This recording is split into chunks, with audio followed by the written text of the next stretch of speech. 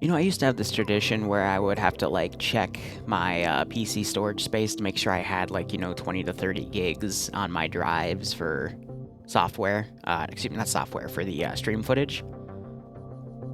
I cleaned out all my drives, and I haven't had to do that ever since, and it's been so relieving.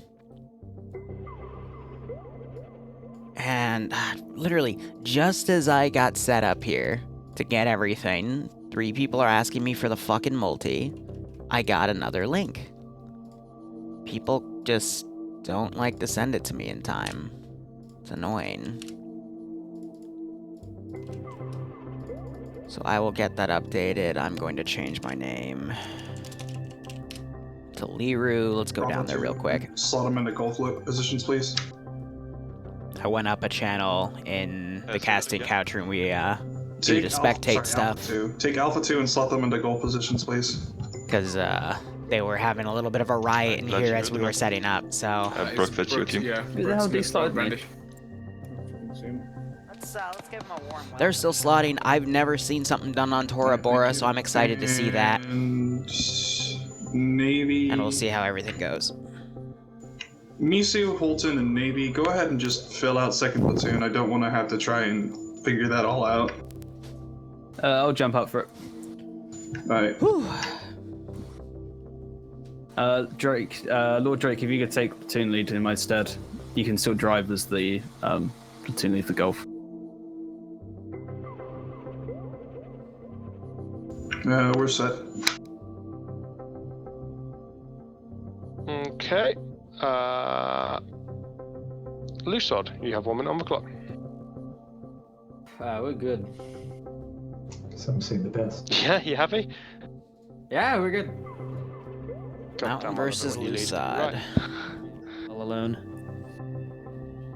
It is a terminal fight because it's uplink. You can go up to Foxtrot 1 and join them. Though, I will admit, last week had way too many terminal missions. There wasn't a good mix. So it's probably... So I'm a little sick of seeing another terminal mission to start this week. There was a person there. See? Right, there we go. Lovely, let's... Scanny Recon's on Op 4, and TSB is also on Op 4. Interesting. Traitor.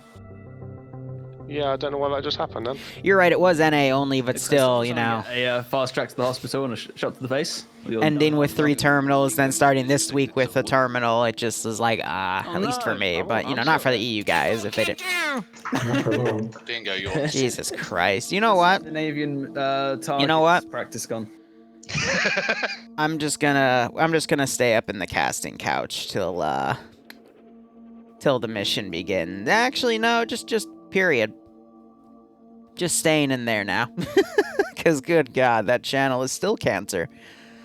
Alright, let's see. 2 terminals in non-sequential order. Op 4 spawns down here. This might be a desert map.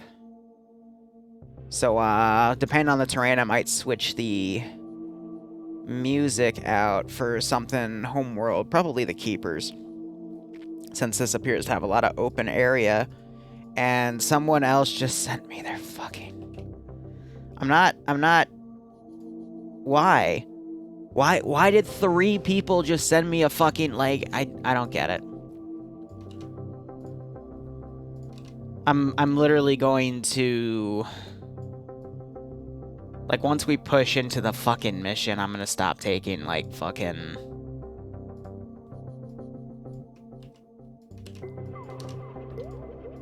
Ay. Welcome to my job.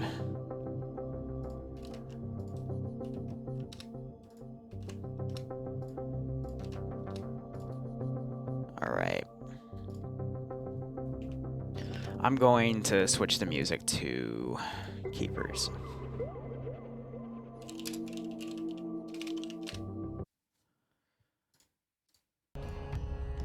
Alright. I feel like this would be good for Keepers here. The assets today are pretty interesting as well. We're starting out with a KA-60 on Op 4, so one side already getting air support, and they also have a minigun on it. Usually for the KA-60, you would see the CSAT use them as their transport helicopter. It's called an Orca in vanilla. And it gets a rocket pod and that minigun forward-facing gun pod, but they're letting them keep the gun pod today, so I'll be curious to see how they use it. But the KA-60 is a little more armored than the MI-24s, but it can still get, you know, shot out. It's not much extra armor. Send in Goat Team 6 now. Yeah, loads of 4 scout months. cars as well. Barb still isn't back yet, but yeah, okay, so it is a deserty styled map. Barb will join us in a moment. Larry, thanks for the 4-month resub. I hope you keep enjoying the operations, both playing and watching.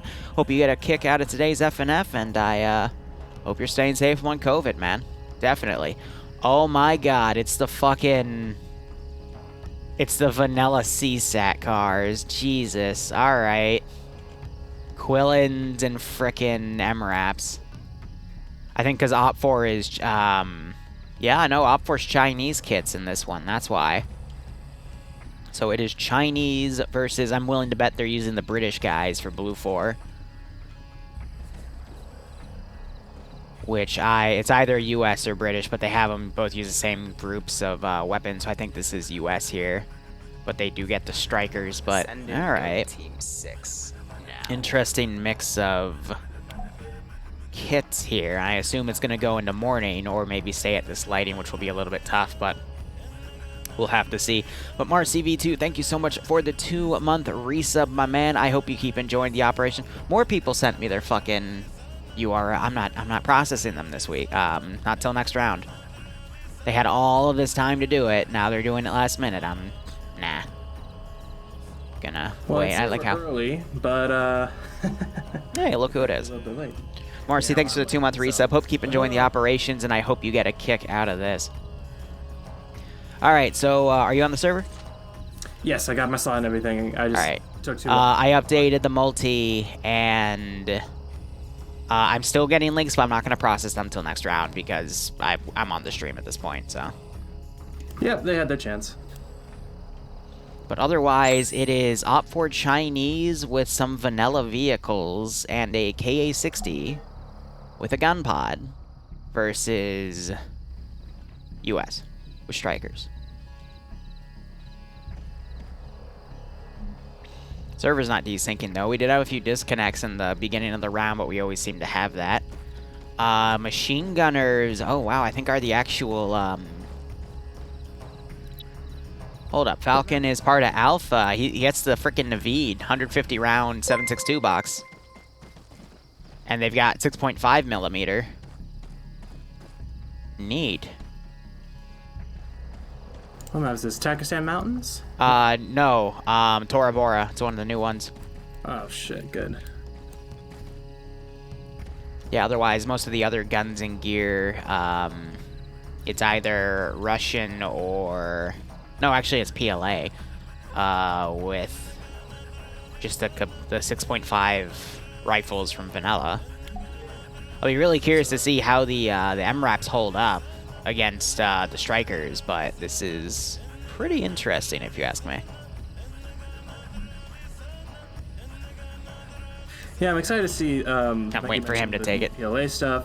I'm still trying to get my shit fixed. All right, Logan, thanks for the 200 bits. I hope you keep enjoying it. All the new units and skins and stuff that we have for templates. Good to have a fresh stuff going. Yeah. Now, with the mod update, I just know from working with PLA that some of the stuff in there is pretty janky, but I know if you just rely on the infantry kits and whatnot, it's perfectly fine.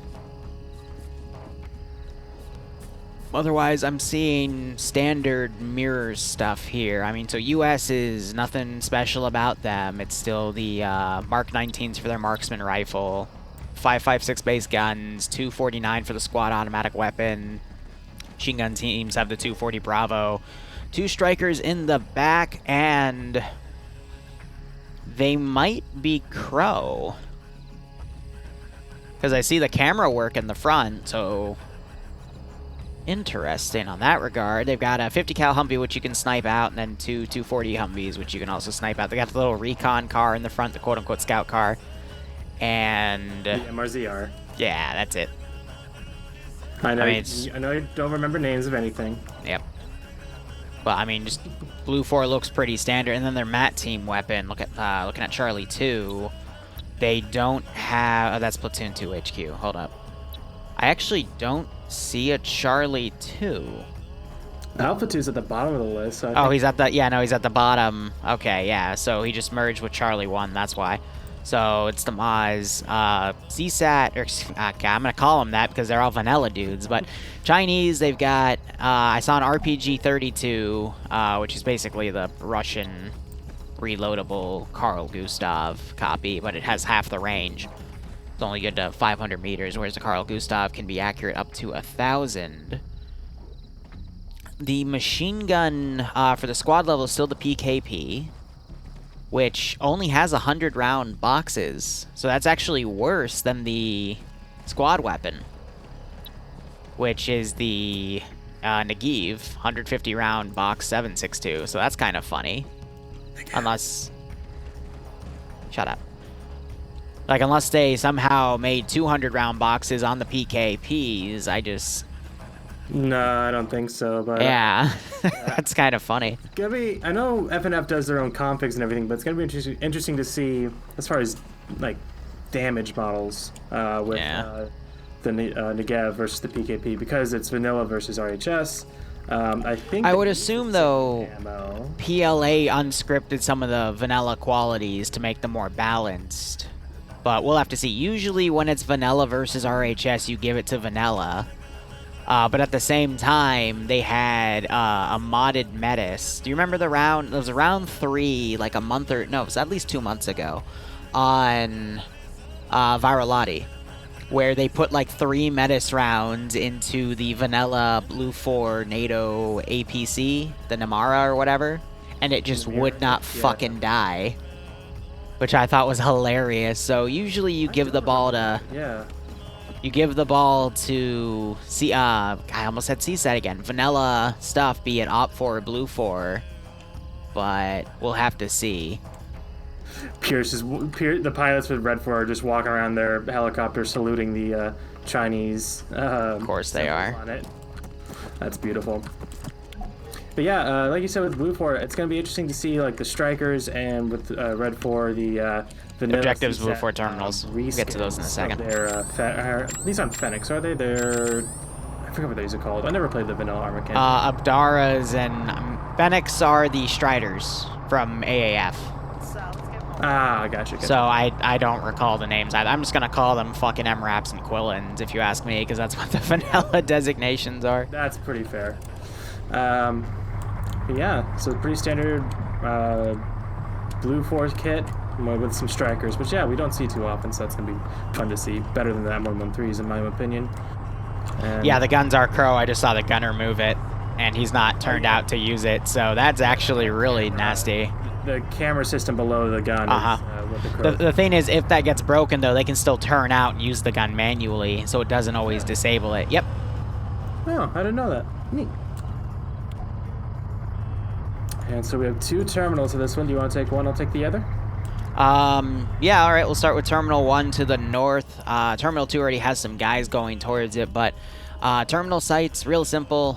Just to explain how it works is Op 4 has to get to the terminal, interact with it for it's just a touch. So scroll wheel option, hit the enter key, and then 90 seconds will count down. Everyone will see that 90-second timer. Blue 4 has within that 90 seconds to go back up to the terminal and stop the timer, but it only pauses it. It does not reset it. If the timer completely counts down, then the terminal will start beeping and explode via spawned-in GBU, and since the terminals don't have any damage detectors, they just disappear, but that counts as the objective being done. Op 4 has to get both of these terminals within 50 minutes after safe start ends, otherwise Blue 4 wins, and either side, of course, wins if they completely eliminate everyone from the other side. So, with that all said, Terminal 1 is far to the north on a bit of a side of the hill here, and the structures themselves are on the side of the hill as well. However, the terminal building is close to the top of the hill, and at that top, it's all open area, so... a lot of different ways Op 4 can come into this AO. Plenty of roaming, I want to say hills, but some of them get as big as ridges if we want to be honest here. And with Op4's ability to maneuver around with the vehicles they have, they could quite possibly get around and attack this AO from decent angles. So it's going to be really tough for Blue 4 to watch that northeastern flank, but if they get a few angles on things, they should be able to prevent Op4 from coming in through that open area. Honestly, the entire AO, it does have a lot of open area around it, so if Blue 4 can put up good defenses here, they should be fine. The issue is that all of Blue 4's heavy weapons, same with Op 4 actually, are all mobile vehicles. So it's very easy to disable some of these vehicles. The Strikers can also be disabled by those MRAPs that CSAT has. So we might see a lot of vehicle maneuvering and a lot of vehicle plays to try to smack each other. But when you have really fast-moving mobile vehicles, a disadvantage you would give yourself is making them have defensive duty. And that's something that Blue 4 is just going to have to work with, especially at Site 1. Barb, what's Site 2 look like? You said duty. Shut up. Terminal 2 is, like you said, Blue 4 spawned near here, so we have a lot of people here already. Seems like this is going to be the main defense. Now, it should be noted, I don't remember if you said it or not, but because neither of the two terminals on the map say active, it is a terminal uplink, which means both are active at the same time. Blue 4 only needs to hold one or the other, or both, but if they keep at least one alive, then they will win the round. Yep. Assuming they don't all die. But yeah, this is a pretty decent position. It's a bit more on a, I don't quite call it a plateau, but it's on a peak. Elevated. Yeah, it's on a peak. That's a better way to put it. Lots of rocks. He's got the big ridge line going from the southwest to the east, kind of east-northeast. So they have a pretty good sight line for the Red 4's approach vector. Red 4's going to need to come around from the far west side of things. Even then, that terrain's so open to that peak specifically that they would get spotted out. So I think using that helicopter to drop off some guys behind them to the north, past that big peak to, believe, let's see, is that 2412, 2462. Marker 2462, so they want to go north of that, drop off some guys, and then maybe do some more runs or something. But I think whatever way they're going to come, they're going to get spotted well before they get there. Once they get in, it's your typical kind of Pakistani, Afghanistan, multi-story houses, platforms. You see some H barriers and some bunkers dotting the perimeter as well. So, but as far as urban-ish combat, I don't think it'll be too terrible. It'll still be a tough fight because of just the ideas of urban combat, but apart from that, Red 4's challenge for this one is going to be getting here, not so much what they do once they get inside. So, I'm going to be honest, normally, in this situation, you wouldn't, as the attacking faction, want to utilize your helicopters to deploy units close, because the enemy faction has quick-moving vehicles, those Humvees, one with the 50 cal, two with those 240 7.62 gunners. So 3 total that can be just around the AOs and move in and basically shoot at your helicopter as it lands. And with the latest RHS update, it makes the those helicopters a lot more likely to get shot down by a stray bullet, because it just takes 1 or 2 50 cal shots now in the right area to knock out the main rotor, knock out the engine, knock out the tail rotor. Yeah, even getting that tail rotor would be pretty much a However, for the crew and everyone in there. Go ahead. This map is not built for the vehicles either side have been given. If you look around, you have these roaming ridges, and there's not a lot of flat terrain at the two AOs themselves. Now, in the no man's land between Op 4 and Blue 4, there's actually a lot of good driving terrain. It's still a little hilly, but you can drive pretty well on it. This would actually be really good terrain for any type of vehicle, really, because there's a lot of nice roaming hills and stuff to hide on. But when you actually get to Terminal 2 and Terminal 1, more so Terminal 2 than Terminal 1. Terminal 1 you can still get up close because you still have those roaming hills and stuff to deal with. But Terminal 2, the one you covered, is a death sentence for anything, because you can see anything from so far away off that peak, especially with the Minaret Tower, and they already have the Charlie 2 guy up there, which means they're going to make sure AT is ready to go from here to take long-range shots. But Shots. yeah, funny. This map does not really support fast-moving attack vehicles, so I'll be really curious to see how OPFOR tries to employ them. I think OPFOR might try to go for more long-range sniping style vehicles with the 2 MRAPs with the 50 cals on them, because those Vics are very nice. They're Crow systems themselves, and they have a little gunner seat in the back where it's literally just, you know, point and click, and they can engage from really far because that weapon can be ranged up to like a click and a half. So I'd be willing to bet OPFOR is probably going to use those to just try to pick off Blue 4 players, and then use that route where they're picking off. Let's say OPFOR sets up their vehicles to the south and starts picking dudes off. That would buy OPFOR some time to either try to go down the ridge and then come up slowly as the vehicles suppress Blue 4, or OPFOR can try a thunder run from the west. But either way, it's not really good terrain for OPFOR to maneuver in, especially since we're using enhanced movement rework, so people can't just mount and go up the side of the mountain, you know? Yeah, and I think Bavarian, they're using a lot of. Thanks for the 42-month resub. It was great. Took my second to last final today. It was the last hard assignment. I've seen the helicopter kind of push out. Thanks so much. Hope you keep enjoying everything. The Red 4. Hope you stay safe on COVID. I'm not seeing. I don't know if anyone's in there or not. But I will say, Blue 4 is using a very interesting strategy with those strikers, because both of them are up by Terminal 1 with Alpha Squad. Maybe waiting to see a helicopter play and counter that, but yeah, the helicopter's going off map to the west, and yeah, probably going to go behind the Zavagkai Mountain to the northwest of Terminal 2, if I had to guess. But yeah, like you said, these ridges and Terminal 2's positioning, nothing is going to get near it without them seeing it, unless if they just don't have anyone watching.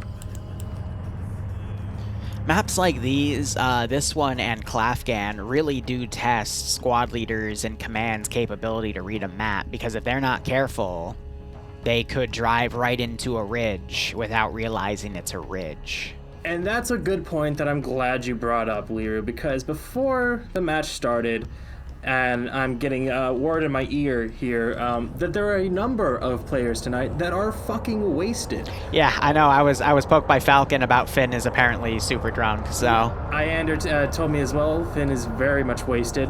Scandi Recon is wasted. Came Classic. Straight from a bar, something with a student unit or something, which makes sense for the Finns. Their students would drink because they're Finnish. But yeah, it wasn't just Scandi, it's a bunch of people who are enjoying very much their Friday evening, so we'll see how that affects their tactics. We might have to dumb ourselves down a little bit. You can drink. I'm not, because I had to take an exam just before we started, so... That's all the more reason to drink then. Here, I'll drink for you. Of course. I love how we're watching these vehicles scale like 60 to 80 degree, and not 80, it's more around 60 to 65 degree ridges here, and the vehicles are totally fine, because that's the power of vanilla vehicles. You say it's a 69 degree incline? Nice. That's such a fucking softball. And they're mountain goating, like you said, and helicopter is now way off map to the northwest. Yeah, it's only got itself and the co-pilot in there. It doesn't have anything else. I don't see any troops deployed. I'm not sure if it was doing a feint or if it was just trying to do some sort of recon. Yeah, I feel like if it was doing a feint, it would have gone by closer, because the two guys to the west, yeah, 3 and Olaf, they're very much just chilling, not very much concerned about that helicopter. So either they didn't hear it, or they just don't care. And the Terminal 1 garrison guys are still just having a little camping trip with their portable M2 Crow systems.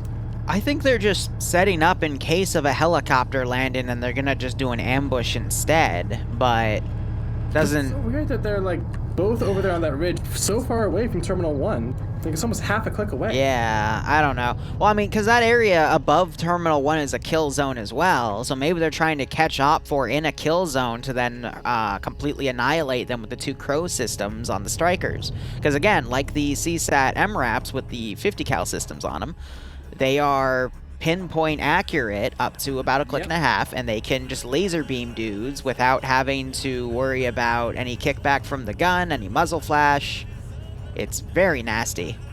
Platoon 2 HQ seems to have had an accident with Foxtrot 2 over on the ridge. What? Yeah, inside the ridges. Oh, someone actually did die from a collision. So this is now sponsored by Live Leak for all your Chinese car crash compilations. So that was Koak, who is an FNF vet. That Vic is completely totaled. 2 wheels down and smoke coming up. And ironically, Platoon 2 HQ for Blue 4 is looking in that direction. I wonder if they spotted the smoke.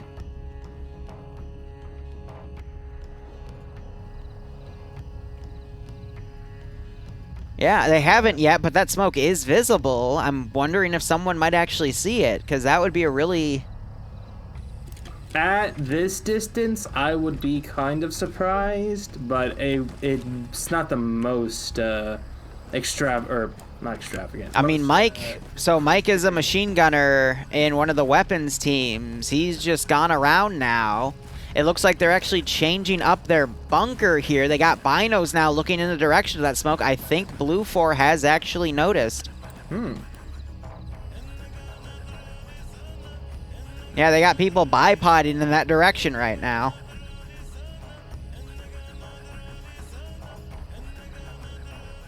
So that's... I don't think we've ever had a smoke billow give away a position of an enemy force's movement before, but especially another... from a crash between two friendly elements. And the helicopter is also flying over there by that smoke billow, so if they're looking that direction, then they're going to spot the chopper as well. Which, what does the chopper have? Just guns? It has an M134 mini pod, minigun pod on the side. Mini pod gun, gotcha. It fires 6.5, which is near identical to 5.56. Pretty much. Yeah, they're trying to put the spare back on their tire, but with that smoke, I wonder if the engine's fucked. Yeah. It's still bleeding too. Yeah, the machine gunner with the PKP, both of his legs are bleeding. I'm seeing blood appear occasionally below him. So I think he might not notice that he's bleeding. He's still high off the adrenaline from that car crash. Bloodwind, I know you're lurking in here. Start so far, and that's kind of what Red 4 needs and what Blue 4 wants, because Blue 4, Blue 4 can either defend the objectives till the time runs out, or they eliminate all of Red 4. So by burning the candle like this, by pretty much doing nothing, they're getting into a pretty good position early on. But yeah, it looks like Red 4 are going to be going in on the western approach, using the relatively flatter terrain to get up there, maybe try and work some of the defilade. Yeah, if they use some of the low ground and go between the hills, they should be able to get fairly close to the town and then start working. Hold on, a quick interruption. So the northernmost Op4 Vic, the gun car, it's trying to recon out the route, but we have Olaf, who is the farthest western scout for Blue 4. He is looking right at the vehicle, and Olaf is getting shot at, and Olaf is dead. So that's what I was talking about, laser precision accuracy. He also managed to knock out the other guy, Pads, behind Olaf. Marksman, that's one of the marksmen down. Yeah. He can still wake back up with that amount of blood that's pooling beneath him. I don't think so. You almost cursed yourself right there because he got up and immediately got knocked out again. So yeah, Pads is unlikely to wake up since that just happened. But now Blue 4, they should have heard those gunshots, but Blue 4 losing a marksman team already is not too good. But this is what I was talking about with those cars. They are pinpoint accurate, and they will literally snipe dudes from, a whole ridge line away. They're accurate up to a click and a half away, and that was only... I want to say, let's see, 1, 2, 3, 4, 5, about 700 meters away, give or take. Oh, yeah. Like you said, laser range finding, it's instant and it's perfectly accurate. I love what Blue 4 is doing just west of Terminal 2. They have a big old trench line going up with 2 M240s watching down that way where they heard the shots come from, as well as some M203s. And I think I only saw one Law over here, but I'm sure if they see some of the vehicles, they'll bring over more. I wouldn't be surprised, though, if we saw the Op4 Vic fire from its position to that trench line, because I think it would have a line on it. but we'll have to see. See, Puva's just kind of scanning the area, but one of them's actually pushing up. Or, yeah. Platoon 2 HQ with Standers in there. He's pushing up with that Quillen, which is a lot less protected than those Fennecs or Ifrits, whatever the hell. Ifrits, that's what they are. But yeah, just a very slow start. Not much to talk about. I mean, I don't like how Blue 4 has invested both of their strikers into Terminal 1. I feel like at least keeping one at each terminal would have been a better call because of how powerful that Crows system is. Also, by the way, Kane from, sorry to cut you off, Kane from the Blue 4 group at that trench line did just get eyes on the vehicle that killed Pads and Olaf. So he's now pointed out to everyone. Yep, the HMGM wrap. So I saw him get direct eyes on with his rangefinder. We see people have actually pulled off of the line going west in case that MRAP starts to fire at them again, because, I mean, once it does, it doesn't need any ranging shots. It can accurately hit its targets, and this is still, I want to say, within its engagement range. It's about a click away. But Blue 4 also spotted the KA-60 flying to the east right now. Actually, no, it would be southwest, my bad. Yeah, the rest of these guys, south. looks like they were trying to go up the hill with those, I think these are gas trucks that are kind of reskinned, and, oh, wow, who is this driver? Who is this man's? Yanni, oh god, Yanni's, no, wait, no, Yanni, not Flying Pin. Yanni, I think, might be a little bit more sober, but he almost tipped over his truck. And yeah, it looks like they were trying to go up that ridgeline. Ooh. Yeah, they're going fast on this hill. They need to be careful. By the way, the guys that crashed in the car early on, they're now forced to walk from the looks of things, which is unfortunate. Yeah, well, they shouldn't have crashed. Oh yeah, Olaf, you and Pads. Olaf's actually in my chat now, but they did get decked from this car. Yeah, saying you don't know how they shot us. It's because they have a fucking camera system. It's essentially it like 8 times and like just scan. Like I said, it can be very accurate, even a click and a half away, and all they have to do for that vehicle, similar to the Striker, is they hit the T key and it auto ranges. So no ranging needed, you just hit a few buttons and then hit the button to fire, and there you go. Now we have this unarmed Ifrit coming up over this crest. This is going to be where Blue 4 is going to spot them. This like crest on the other side of this valley. Yep. They need to try and stay. There's some low ground, some definitely they can try and stay in, but at some point they're going to be exposed, and they're actually starting to dismount already. So we might see some long range engagements going on here instead of just bum rushing across an open field. I really don't like Op4's plan here though, because with these guys dismounting right here, what they actually needed was that second Crow system to be with them. Maybe go a little to their right on a ridge and start picking off people looking in this direction. Yeah. Especially because any kind of HMG or MMG team, any of the Humvees, that kind of thing. Yeah, take out their assets. Op4 is going to rely too much on those two Crow systems being to the west to pull eyes away from every other flank. But in reality, people are just going to hunker down and continue looking at their sections just to avoid that machine gun, because if they're all looking in that direction, they're just creating themselves as targets. So if Op4 sent one of their Crows to the south to watch the infantry go in and support them as they, climb up this steep ridge, that would have allowed Op4 to get right on top of the objective itself while Blue 4 was getting suppressed in that angle. So I don't think it's really going to work out for them in that regard.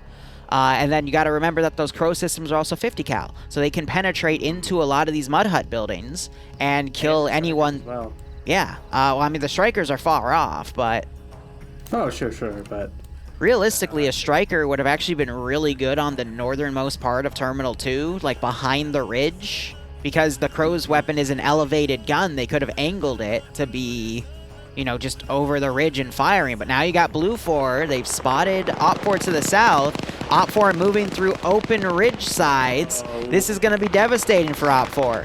They need those machine guns from the Crow systems to support them, but instead they're probably going to lose a lot of people here fighting against fortified positions of Blue 4. I don't know why Op 4 is doing this. Apuva and his effort, they're up way up north. They've actually dismounted it. No problem with it. They're just scouting out on foot. But they're probably going to push forward and start shooting Blue 4 in the back here. So they have a chance to get some good shots literally in the back of Blue 4 here. They have the right angle, but that's yet to be seen. Yeah, no, I can see that, but... Right into Quillen are way off to the west. They're moving now. They're really trying to push up because they do not have any kind of angle on that Blue 4 enfilade. I would say the westernmost flank of Blue 4 is the most exposed here to that gun truck. Now I can kind of see what some of Op 4's plan was, but at the same time, they'll need one gun truck to go ahead and do this. But now we're going to start seeing that gun truck fire into the western flank of Blue 4 here, and since they all have their backs to that open side, and the gunfire from the Blue 4 MG teams is going to completely drown out that distant 50 cal. The only tell that's there is the tracer. Yep. You have the helicopter also flying over, just doing flare runs, again, adding to that audio. And now you've got the two machine guns firing. Where's that other that's a minigun, Quillen, just suppressing into that position as the cars are moving up. We have a car pushing up real close with Echo. I don't know why they're getting that close. That's a really bad idea. But now you're seeing that northwestern gun truck firing, but one of the M2 Humvees turned around and it's trying to strike at... Yeah, the M2 Humvee, like you said, it's caught onto it, but damage has been done on this trench line. I'm counting at least 4 bodies.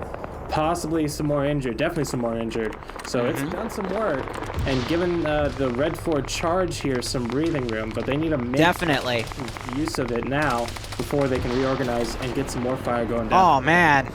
Yeah, so now the close-up MRAP, it just shredded a dude. There are 1, 2, 3, 4, 5, 6 bodies. Actually, one of them just woke up. 5 dead bodies here, and we're still seeing fire coming in. Op 4, though, they have taken some casualties on this ridgeline, though. It's costly.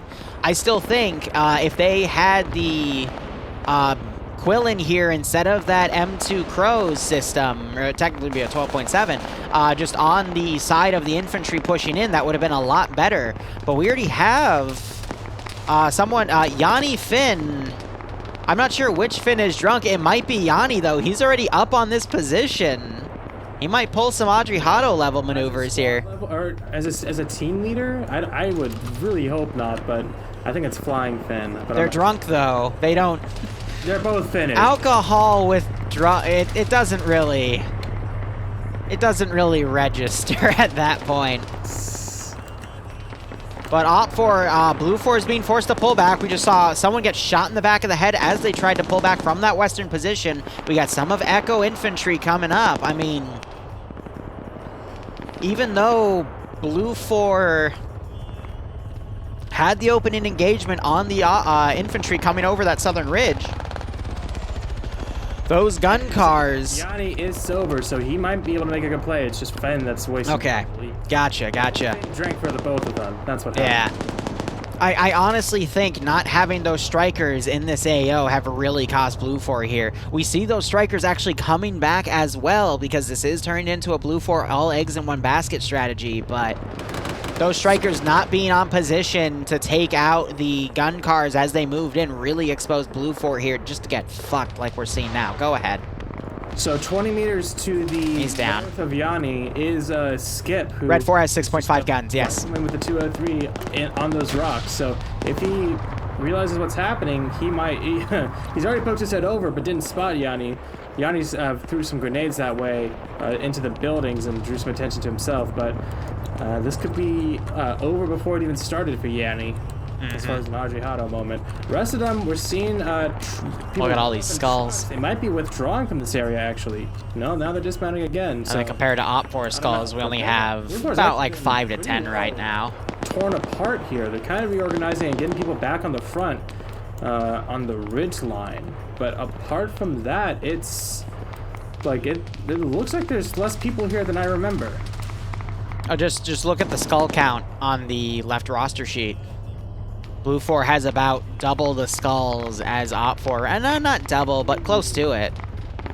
It's still a good amount, and yeah, that's definitely going to be credit to those Ifrits with the HMGs. That's what they're called, Infrits. That's not what they're called. They're called Ifrits, not Infrits. Shut up.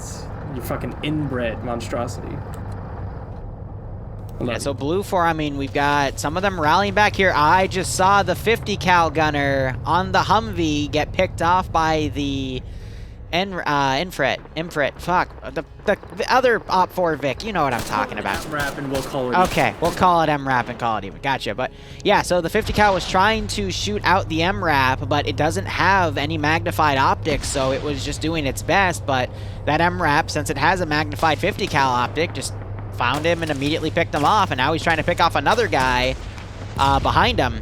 We just heard AT fire up, and yeah, it looks like it hit. It was a direct hit, but this is the power of vanilla vehicles. They do not die to RHS munitions, so they weren't rescripted by PLA, so they can still take a beating there, and that gun doesn't appear to be disabled. So around still some, and it's still got elevation too. Otherwise, it'd be pointing pretty much straight down. Yep. So I mean, Blue 4's screwed here. Let's be honest. Okay, yeah, I almost cast a curse myself, and because you were talking and I couldn't interrupt you, I did curse myself. So Yanni did get caught out on the flank by Skip or someone else. Yeah, he's managing now. And yeah, he's managing himself. So he's still in the game. Yeah, now with Red 4, this big. Hold up, we got the car about to run into a striker. The car is going to be flanked by the striker. And the striker is now opening up. Driver's dead. Driver is dead. Gunner's dead. All right, so we got a little bit of a saving face here. Gunner got out and got killed. No, I think the gunner woke up and took the drive. Now he's dead. Now he's done. Oh, come on, just flip yourself down the hill, deny the asset, and that's still here's the deal. I wonder, since they have 4 dudes in that Vic, what if 2 of them get out and take the car? If Blue 4 can start mobilizing, taking CSAT, I'm gonna call them CSAT because they're using the Vics. If they can take Op 4's gun car and now have 3 Crow systems and utilize this far range with the Ridge, they could turn it around because they still have Terminal 1. They just have to send one of the Vics back, probably the stolen gun car, and then use the 2 strikers because they're slower to pick off Op 4 as they mobilize around. You could still see Blue 4 turn this around if they utilize their assets effectively, but it's unlikely. Yeah, at this point with where the terminal is, Red 4 does know, they do have an exact point of the terminal, so they're surrounding the building. Only a small handful of Blue 4 are left to defend it. The rest of them are the command elements, and the strikers, yeah, going to be a day late and $1 short as far as defending this this terminal goes, I think. And actually, yeah, both of them have pulled from Terminal 2 to Terminal 1. This is a very weird play to make now. It feels like they weren't sure if Red 4 was really committing to Terminal 2, if they were faint and then have a Terminal 1, but no, they just went all in on Terminal 2, and that's actually disjointed the Blue 4 defending forces. I just watched a Blue 4 guy, Bedovic, try to take out an Op 4 guy around a corner, and then Nimia on Op 4 just picked her head up and just one-tapped him in the face. God damn. Bless you, Nim. God bless. And now on the terminal itself, we're seeing the classic femur breaker maneuver with 2 Marines inside. They got their legs sticking up in the air. Guy with the Carl Gustav is trying to poke his head up, but yeah, they just need to stick back here and... Ooh, good shot. Link car going down. We've got Ghoster jumping up and down like he just doesn't care. He might now try to breach. And Ghoster gets the headshot because the other guy ran out of ammo. Attack has started. Blue 4, they have their units deploying from the striker crews, but I don't think it's going to be in time. All Op 4 now has to do, even though they don't realize it yet, is just get the helicopter to go land at the other terminal, and they've got it. But I think they're going to play this a lot more cautiously, thinking there is a garrison group at the other terminal, because if I was in command and I watched all this happen, I would think Blue Force split their group 50-50 because of how easily Op 4 steamrolled this.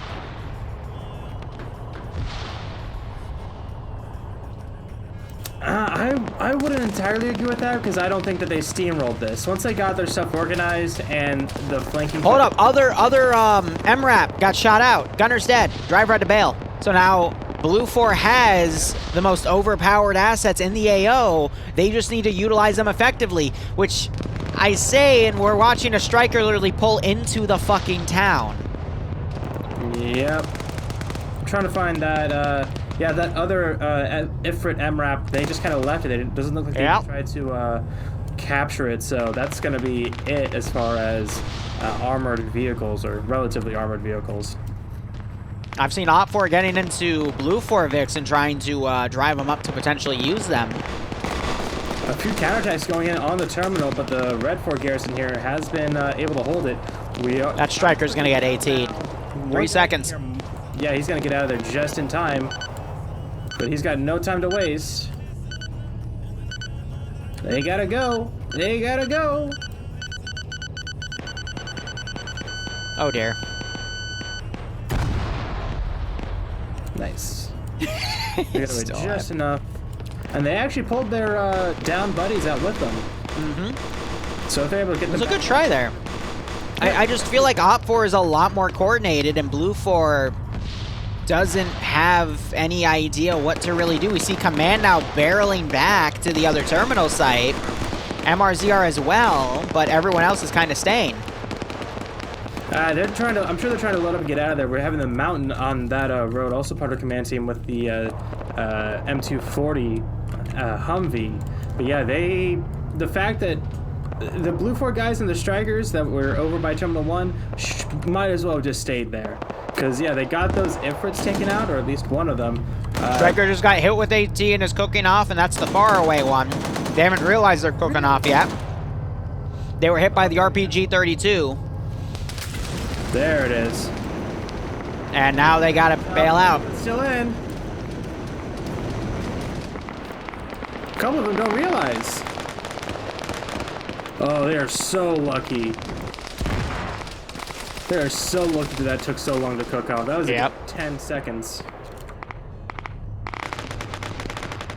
Yeah, I don't think that Blue 4 has anywhere near the number of defenders that they're going to need to do a defensive Terminal 1. Terminal 2 was really they needed to be their Alamo because of the positioning. And they had a decent chance, but they weren't really watching the flanks. The Ifrit was able to go on top of a hilltop and get some key shots on the trench line to the west of the objective itself, which freed up the approach for the rest of the force to come from the south. So it was a good play from Red 4. Okay idea from Blue 4, but I mean, how many times have we seen a force split gone wrong, you know? I could see, since there's 23 minutes remaining in the round, I could see Blue 4 still setting up vehicles outside that AO, putting an internal force to garrison, but then utilizing the one striker they have remaining to pick things off if Op 4 does another lawn deployment play and Blue 4 has a good position on them. I could still see this going either way, but Blue 4 is definitely going to have to work for it. Liru, there's like less than a dozen Blue 4 guys left, and half of them are still by Terminal 2. Like I said, I could still see Blue 4 with just a few guys guarding Terminal 1, and then the rest doing outbound stuff. Like, let me look. I could see them putting the Striker probably to the northeast, or the hilltop to the southwest, and hiding it in a valley, because they did dig a trench up there. I could still see the Striker being used to make long-range shots as long as they've got people looking for it and trying to go mobile when they can. I could see some of the Blue 4 guys still in the town getting the jump on some of these Op 4 guys and getting multi-kills. There's still a lot of things that could happen, and I'm not trying to be optimistic. I'm literally saying because ever since the Audrey Hotto incident, you never know what the fuck's gonna happen till it's over. But it is in Op 4's ballpark right now. They have the advantage clearly. At least double the manpower right now, if not triple.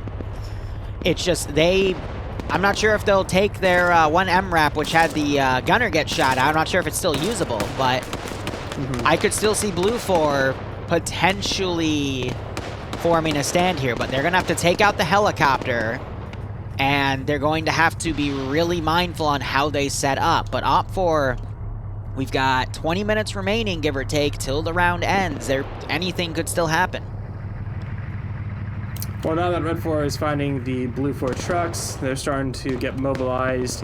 They've taken a Humvee as well, and might be trying to repair their... Nelson on 2 kills. Frit. But... Send in go team 6. I would agree with you if Blue 4 had 50% more people, but because they have... Did Nelson just get picked off? People, they have 4 people at the terminal right now. The Striker's coming in with, I think, 2 people. That 5-man team and the other Striker, they're starting to make their way back. They gotta walk a good 2 clicks.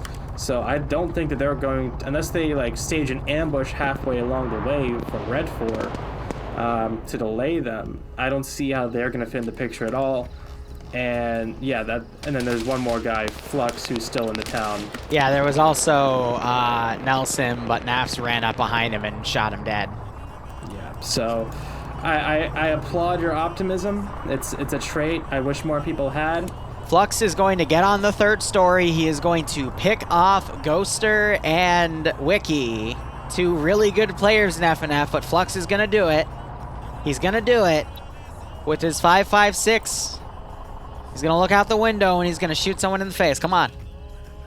They're right behind it. They're right next to him. He's gonna sense them. Please, Flux, do something. Come on. Do something. Just I'm like trying. That one meme with him poking him with the stick, right? Yeah, Polio said, "Come on, do something." Fuck, we need to make a meme where we're just like poking the FNF symbol and just, oh wait, no, he shot someone. He's shooting people. Oh, yeah, yay! He got one! Did he? One, everyone. Yeah, the guy who's with the 249, his corpse is now going cold. He did get a kill. Yay! Flux did a thing. All right, Flux, now do that 19 more times. Oh, shit. Okay, 18 more times. That was the Carl Gustav. No, Flux, no! No! No! Gotta watch the flanks. Keep your head in the swivel, buddy. You don't keep your eyes open, you're gonna Fergie got him. Fucking head. Night City takes no prisoners, and he's not gonna wake the fuck up like a samurai would.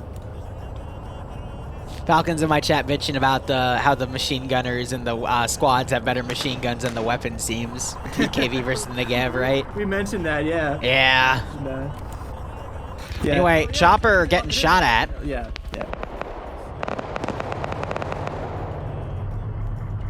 So let's see, Blue 4 was able to salvage the 240 car, which they could use to try to hunt that Vic. They also have the Striker, and I think they're going to try to deploy it on the western ridge. Or they might send it to try to pick up the infantry. But the infantry, let's see if they check this MRAP. Let's see if they actually take it. Please take the MRAP. Yes, they found it. If they take it and they're able to harass some of the Op4 guys as they're doing transport, that could be a game changer. Come on, please. He's very suspicious of the situation, but apart from it's just an MRAP. It looks like it's fine and should be takeable. Come on. Yes. I need to see movement on that gun. I saw it move a little bit. Yeah! Blue 4 can still do it! Yep, and it does that. It has rotation and elevation. That is perfectly workable gun. They could literally drive it up and just start picking people off from the previous AO, and that's exactly what they need to fucking do right now. Especially with the 50 cal on that, the HMG, because they can pierce through. Oh, it can shoot into all of these transport cars that are going right now. What are you eating?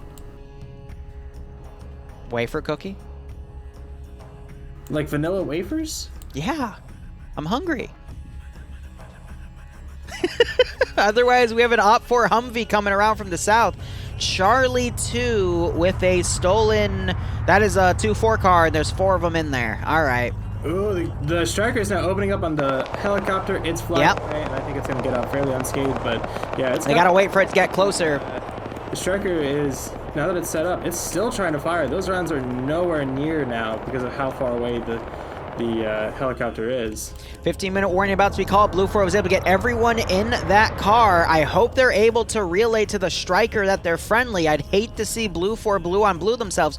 Chopper coming in doing a close run. It could potentially, if the striker engages from this angle, the striker's looking at the completely wrong direction. Okay, well, ooh, we just heard the chopper get hit. I think she's okay though. Engine's still going. Yep. Main rotor, everything's good. No, tail rotor might be out. Now the striker's firing. There's the 15-minute warning call. Yeah, everything's good on it. I think someone just got damaged, but it looks like main rotor, tail rotor, engine are all good. And now here comes this massive OPFOR convoy. But if the captured MRAP and the striker get in good positions, they could completely ambush the convoy since they seem to be following the MSR. Yeah, and that's what I wanted them to see, because that's what I wanted to see them do, I should say, because, well, I mean, now that they've just run back to Terminal 1, so they're regrouping. Not the dumbest decision in the world, but we might have an issue of friendly fire now because it's... Nope, striker is going for the helicopter, but the helicopter did a really artful dodge there. Striker crew would hear that car coming up, but the gun isn't turning, so I think they know that this is friendly. So great PID there. It means that they're still within radio contact of each other, because normally OPFOR would, or excuse me, friendlies in this situation would at least look in the direction if they didn't know they were coming. So yeah, they're now looking down to wonder what the hell's going on, but... Some of them weren't entirely in the know. See, Striker, though, now has an opportunity. There are vehicles crossing to its west. This is where it needs to start potentially trying to pick people off. Yeah, but it's watching that road, thinking that they're going to follow along that when there's... I mean, there's only one road, sure, but, like, they're going cross-country. They have to go off-road, though, to get into the AO. KA-60 coming in doing a close run. I think it's just trying to distract the gunners at this point to let the infantry push up. You just saw him climb back in. Just running over, or flying overhead, giving that... excuse me. Keeping that kind of mental reminder, you know what I mean? Because it's not doing too much. It's doing strafes here and there. And yeah, actually, Blue 4, they have a semi-decent garrison now. They're going to have to really fight tooth and nail to defend this place from the Chinese hordes. But other than that, like...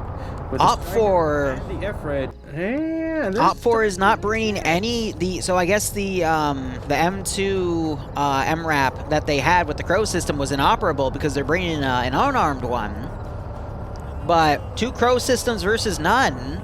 Again, if Blue 4 can utilize them properly, they still have a chance here. Because those things can easily turn the fight around, because we watched OPFOR use them to kill off like 6-7 dudes on a western flank for Blue 4 to allow their infantry to close the gap. Now Blue 4 needs to use those Vics to stop OPFOR.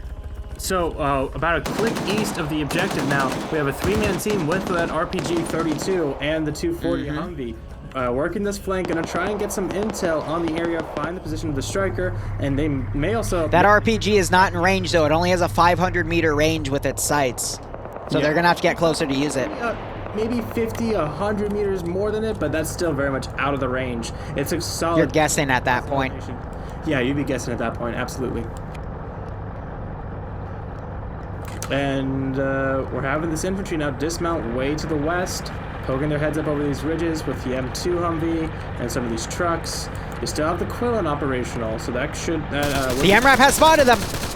No way! How? It was looking in that direction, just combing the ridge, and then it spotted one of them and just picked them off. And again, all they have to do, hit the T key, immediately ranges, and then they just pull the trigger. And there's the double tap on that guy. Humvee now pushed around, but it can penetrate. Man. Yeah!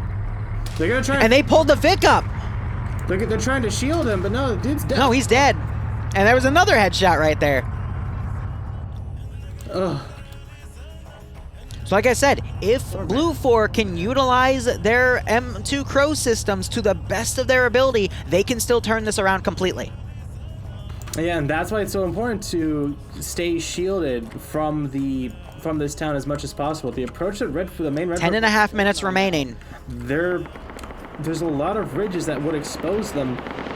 Maybe not so much to the Ifrit, But to the striker, Humvee just got smoked from the eastern group, so they're gonna, Really? with only 10 minutes remaining, they're gonna have to try to find a way to walk in here, but with those high ridges, I don't think they're gonna be useful anymore this operation with the 10 minutes remaining. So we also have command on a ridge back here with a 240. He's looking out in directions. If he spots Op4's advance from the direct west, and then radios to the striker on how to counter it, I think Blue 4 will win.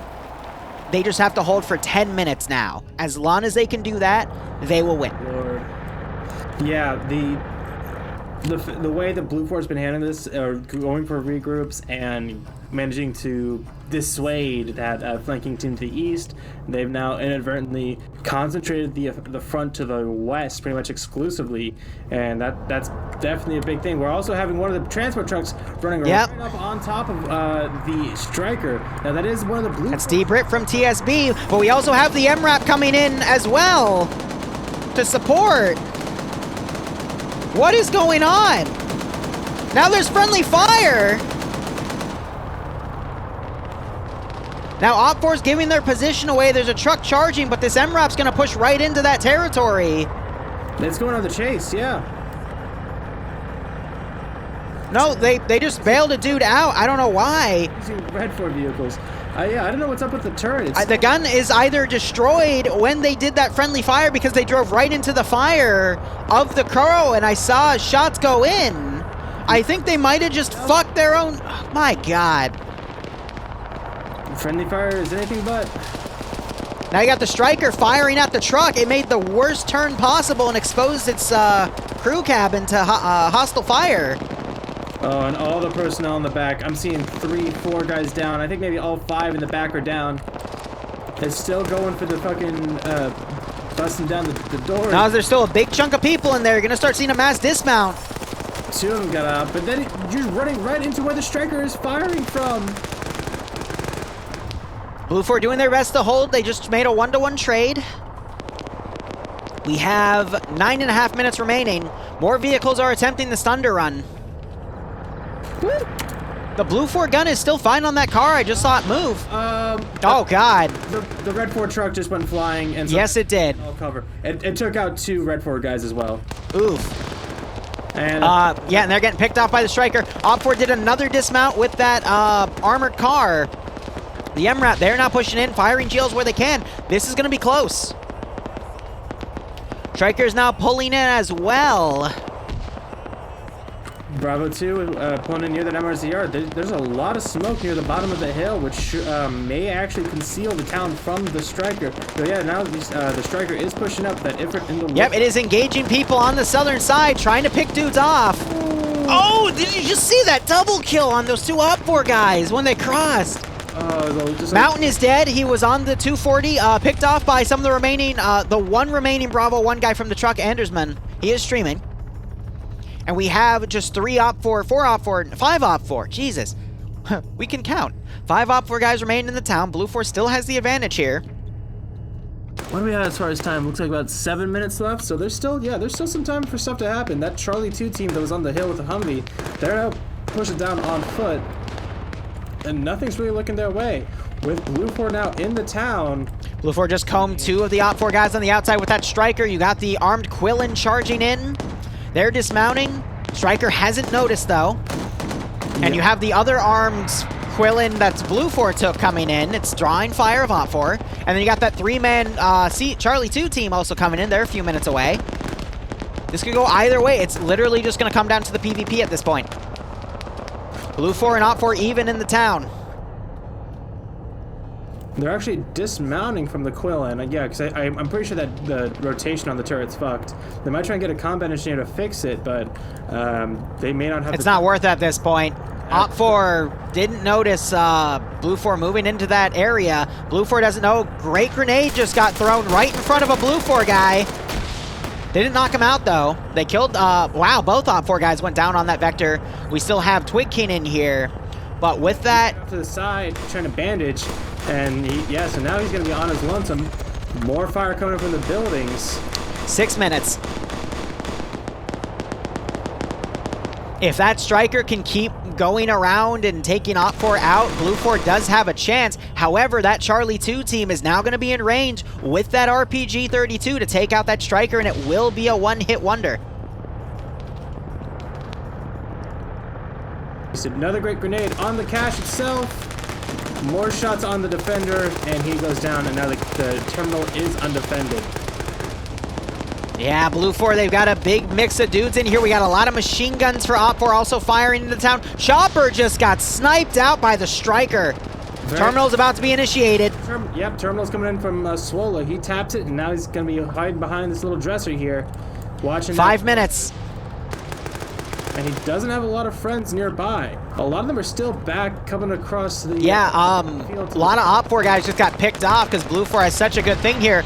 RPG just destroyed the truck. It didn't kill anyone, though, but it did some wounding. But now Blue 4... Now going to push in. Yeah, let's see if he can get the kill. Ooh. And they trade. Second guy's going to be able to run in, though. Double taps, and he's going to be able to stop the terminal. 56 seconds remaining. Mm-hmm. 3 more Op4 in here, but there's some Blue 4 guys on the side. One of those Blue 4 guys just got knocked down by a grenade. Probably crippled. And now you got 3 Blue 4 defenders in here, 1 bandaging, 2 trying to pull security from the outer windows. And we are at 4.5 minutes. Still some time left. Still plenty of time for these remaining Op4 forces to come in and make the difference. Blue 4 is going... Oh, one of the Blue 4 defenders getting knocked out.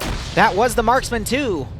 Some of the supporting fire from the ridge, there was a guy with a Negev firing down. Ooh. I guess trying to shoot at the striker, but yeah, you got return. Played in a really good spot to watch the entryway of that terminal. Anyone that goes in there, he'll be able to shoot. Humvee, he's coming around they're going to be coming around the rear side of the striker here. He could ventilate that thing. He's got to get a right angle. AT goes in.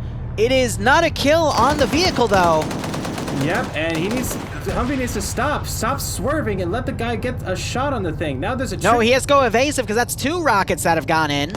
And yeah, that's a missed opportunity for the Humvee. The driver of it just kept fucking just swerving around. That thing is not stabilized at all. There's the RPG hit, but it was a weak hit. And I think that whiffed it too. It would sound like HE. And now there's a couple of the guys that were defending for Blue 4 on the terminal. They're going down, and now we have. There's 2 Blue 4 defenders. It's up to Blitz here on the rear. Smoke is going to be obstructing his vision. He's still trying to pick people off. Blue 4 still able to defend that terminal. Really good work by Denaldo. And now he's got to take out this commander. Watching the entrance to the south. He's in one of the buildings. He is crippled, though. Oh! Now pushing quick, get it going. We're gonna have Blade coming in from the. It's gonna be up to Blade at this point. Striker might have to pull in. He's getting shot at by 50. Ooh, lots of. 45 seconds. That Striker needs to come in and dismount and do a quick one. 2.5 minutes remaining. If that Striker continues to go for kills instead of the objective, it's over. Yeah, 30 seconds, just about. RPG hit. That's gonna disable it. Blade is making a run for it. Scoped in. No way. Nope. That is GG. He had his scope all the way in. He only had that little CCL, but yeah, he absolutely just got mowed down. For the amount of Op4 guys remaining compared to Terminal 2 to Terminal 1, they held this pretty damn valiantly for what happened. They did pretty damn well. And timer is expiring any second now. And a well-fought loss for Blue 4 and a well-earned victory for Op4. I think the one mistake Blue 4 did was not employing those strikers evenly by taking their most powerful assets and keeping them at a different terminal site. Just at least splitting it 1-to-1 could have made the difference because those strikers could have been looking for those gun cars and been at safe spots to actually pick them off. So, I don't know. I guess we'll never know until we get a similar round to this, but no, it was definitely a good round. Not bad, not bad. So let's jump down and get going on the second one, yeah. The wonderful round comes to a close. There were many deaths, many lives. Things are all good. Don't forget, guys, if you are a fan of FNF, GG. fancy supporting us, please go over and support the FNF Patreon. Links are available here and there and everywhere. Let's get our numbers in for round 2. 1 RW. How are we looking? So just go back from P. Can I count my numbers? Sure, I will come back to you later. RCC, how many have you got? 8 guys. It's still FI? 2. First air assault, and thank you, Piers. 1. AA, We have 6 with TK. 29th. 7. 1 IB. All right, multi-twitch has updated. You mean 4 AB? Yep. 13, I believe. La Casola. BPL. 1. Oh. Health. 2. Myrmidon. 4. We're gonna play a new song. Red Strike. 5. Candy. Let's give him a warm welcome, shall we? And now we'll start writing in the commands. Candy still here? They are. Give me a sec. You're still here, yes. We are I think we're 7. All right, I can't slot, Lovely, so I gotta thank you. Sophisticated Devils. throw that up real quick Al. and get back on the server. 11. Maybe 12. But PSB. 6. Excuse me. UPSC. 9. Yeah, it wasn't too bad with people drunk, right? Just community. 10. GAD. It was a good round. Definitely a 2. good round. FK. Me on my lonesome still. Are there any other groups who have arrived since the start of the last game? All Could right. I add still one has to 7. 4 AB to make it 14? Yep, that's absolutely fine. Thank you. Blue 4 is attacking. Okie dokie. Right. Is there anybody who's keen to take company? I will, Dingo. I'll Who take was it. that and what team are you? Pads AA. PS1 RW. Okay. What's the password? Roger. I'm gonna give it to Pierce and to Fred just because AA did it first round. Wait, no, give it to me. That's a poor idea. Yeah. Fred's Can we been rethink drinking, that? but that's okay. Oh yeah, Roger. Okay, in that case, okay. Is there anybody else keen to platoon? Company even? Okay, cool. Pads, it's yours. Let's get Pierce on blue 4. So 1RW blue 4 and AA op 4. Dusty, your time to shine. If you want to take platoon. Okay, let's get 4IB op 4. Let's get Scandi Recon blue 4. Let's get RCC blue 4. Let's get Zeus Community op 4. Excuse me.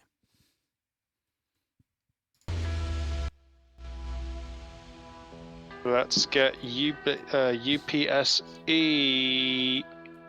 op 4. Let's get Al blue 4. Standing with Johansson, did you guys hotel last round? I'll be right 1 sec. Yeah, I did. Okay. Like I said, I'm trying a new song tonight. Let's have a looky. Red Strike, blue 4. TSB, blue 4. Who's huffing? Let's get 29th on blue 4.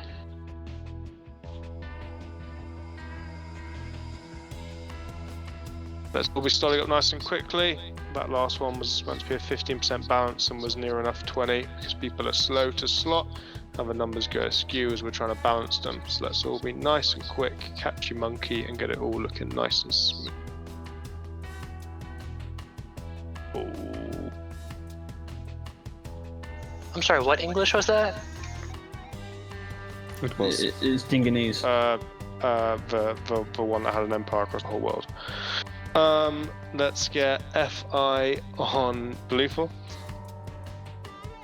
Let's get First Air Assault on 4. Let's get Myrmidon Blue 4. Let's get Hilf 4. Let's get BPL Blue 4. Let's get Chad Blue 4. FK Op 4.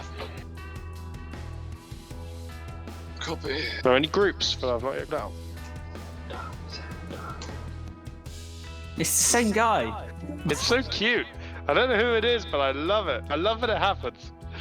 Okay, everyone is in the group. Be slotting up nice and quickly so that I know exactly where your numbers are. So when I slot Centaur guys, it's all nicely and balanced. I'm going to give you 10 seconds to do this. What's Tar called? Don't expose it. What?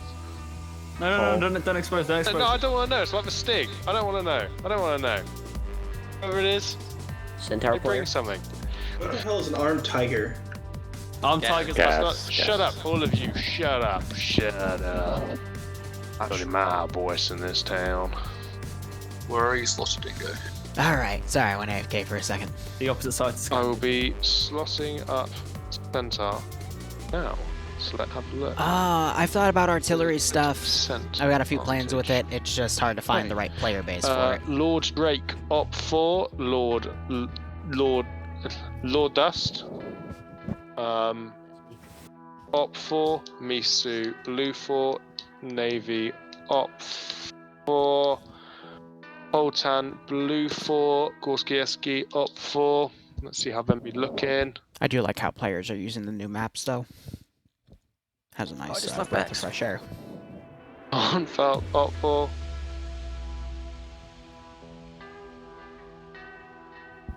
Yeah, let's hope this is Payday 2 Master Plan. It's the song you play just before you start a heist.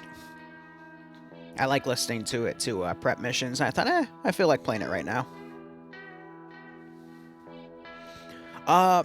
It's actually a project my father would want to see.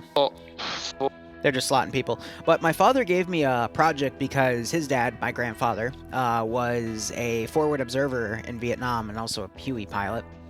But he thought of a game type where you would have a mix of players defending artillery sites, coordinating with infantry that would go out and try to find an enemy's like supply bases and artillery sites, and you'd have to strike at each other's bases. I don't know. That's something I might do for a Monday second op as a fun op, like a quick PvP thing. So you have a mix of artillery batteries and forward observers going out. I'd have to just find the right map though, which might be GOS Kalukan, the more I think about it. But something like that would be pretty cool. But I'd have to find the, you know, the right group of people to run that op, so eventually I'll run it for my dad. Slot it in. Whilst we're waiting for those last few to slot in, Pads, begin with your minute. Yeah, so I don't really think I need a second platoon at all, so if you guys can move up, that'd be great, because we have no infantry down there. We just have Golf, which can just listen to command. So if you guys just want to fill out first platoon, that'd be great, please. I need a first platoon leader. I don't know if one of you wants to take it, Bassbeard or something. That'd be great. Yeah, you go on. Perfect. That works. I need a second pilot. Dream, jump up to platoon or navy, and then one of you go up. Guys, it should just be Pads talking at this point.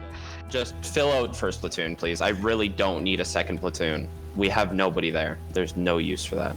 Do we need a second pilot? Mountain, do you want a co-pilot? I would like a gunner, yeah. Okay, then if somebody wants to slot down there, that's... Are you sure you don't want a marksman? If so, I'll jump out and fill out mountains. Gunner. I'm just saying we don't really need a second platoon, to be honest. We have no infantry down there. We don't need a platoon leader. So I don't think we can run a marksman if we don't have a platoon leader, can we?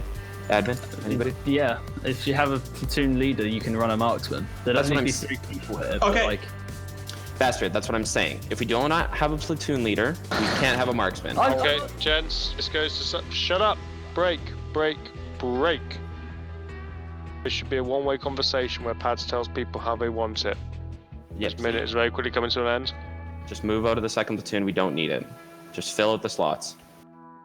Okay, so Dream and Navy jump up into other slots. That is lovely. What's that? Yes, you got a minute on the clock, my dude. Charlie squad lead. Question. Other Pierce. All right. Okay, dokie. Can I have the guys from Bravo move down to 2 platoon? So everyone from Bravo move down to Echo. Is that okay? Thank you. Can I ask another question for Charlie? Go. We need a Charlie 2 team lead for Alpha.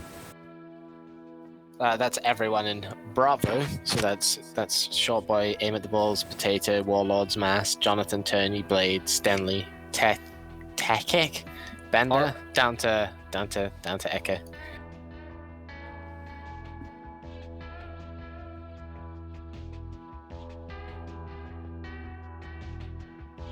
And then Beautiful. we should be good.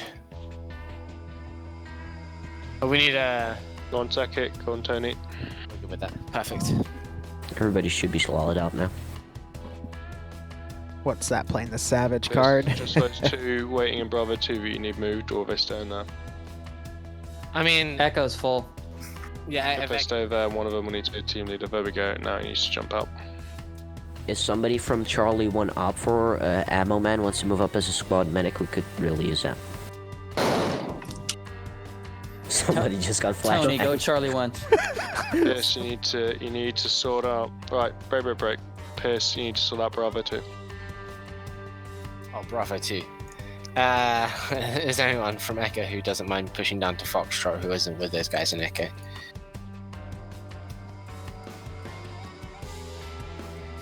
A slot to go to, I buddy. also need a Foxtrot squad lead. Well, then send Tony to it, or get someone in Foxtrot to take it. Alright, it's Tony, you can take the Fox There we squad. go. Nice. Cool. Right, you all happy?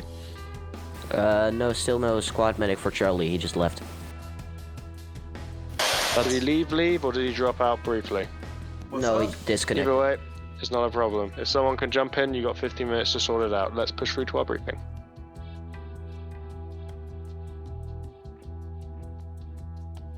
Can we ban SL Dream? Yeah, I'd support that. He doesn't like curry, he doesn't like tea, he doesn't like curry, he's an Englishman, he's a Say heretic. curry twice. He's It's a very important part of our cultural history. You stole it from India. You stole it from India. How can you Nemesis, Okay, ban break. Break. We didn't steal anything. Can I push? Yeah, I have asked us to be pushed through. Can our Okay. admin I'll do just it. push us through? Cheers. Ingo, the Empire was 500 If years anybody ago. from You've the got to let it go. hotel Alpha would like to move to Soviet Charlie Republic as a will take squad you medic, over, that'd be great. bastard. I don't It's a play two Minecraft bland. anymore. Aye, this chat. Minecraft, I don't play. I have assignments. SL I Dream, have a if you want to degree. move Why- over why is to the mission squad file medic over for 1,000? Charlie, that'd be great. Oh god, Bassbeard, did you make this mission? I'm just gonna slip back up on our channel because that's getting a little messy, ain't it? So we're back on Lagasola. We saw a mission of it last time, which drew out pretty Oh well. my lord almighty. Yeah, you go upstairs too? No, I'm just yelling so loud from downstairs. No, I'm up here. You'll never guess what I did. And I can say it freely now because all evidence of it has been deleted. What'd you do? Showed my face on stream for about a split second. You I saw idiot. my face and I went up to change my tie, and then I sat back down, and for a split second I saw me in the preview monitor and went, "Oh, fuck!" and pulled it down immediately. I deleted the VOD, switched, did a new stream so that people can actually watch it back, and then I made sure to go and delete any and all clips. But, fun time. Good job. You Hey, failed. look better than you. Hey, that's always a plus. So it looks like It's not a high bar either, but yeah. blue for they do have boats, but Op4 doesn't know where Blue 4 spawns, which I think is pretty interesting. I'm going to switch the music just in case this is copyrighted. I'm just doing a test right now for payday stuff. I don't think any of the payday stuff is copyrighted, but hey, better safe than sorry.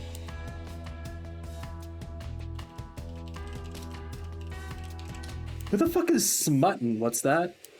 Do I want to know who Smutton is? No, he's an old TSP player. Well, before my time, evidently. Yeah, it was pretty good. Ejets26 asks, Liru, what's wrong with your face? No, he's talking about your face. Well, he Absolutely disgusting. Yeah, everyone on my stream saw your face. It was pretty funny. Sorry to say.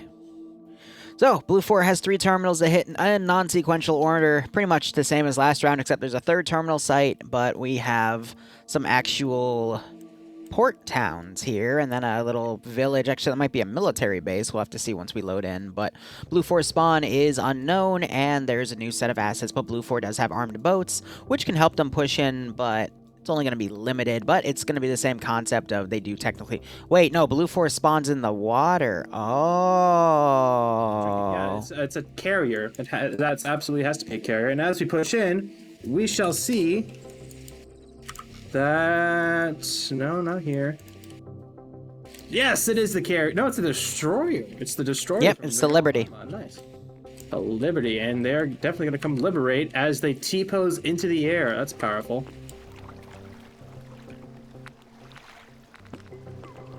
So some people are still loading in as they are floating very menacingly. But yeah, Blue 4 It's British. American kit. Oh, are they British actually? Yeah, because they have the GPMGs, and they do have the British flags everywhere. Yeah, these are different M4 models as well. These are the British M4 models. I love it. On the side of the magwell, it says restricted military, government, law enforcement, or video game use only. That's powerful. Jesus. Wait, where is this? On the rifle, on the M4 rifle, on the right side of the magwell. And yeah, these are L119A1s. These are the British ones.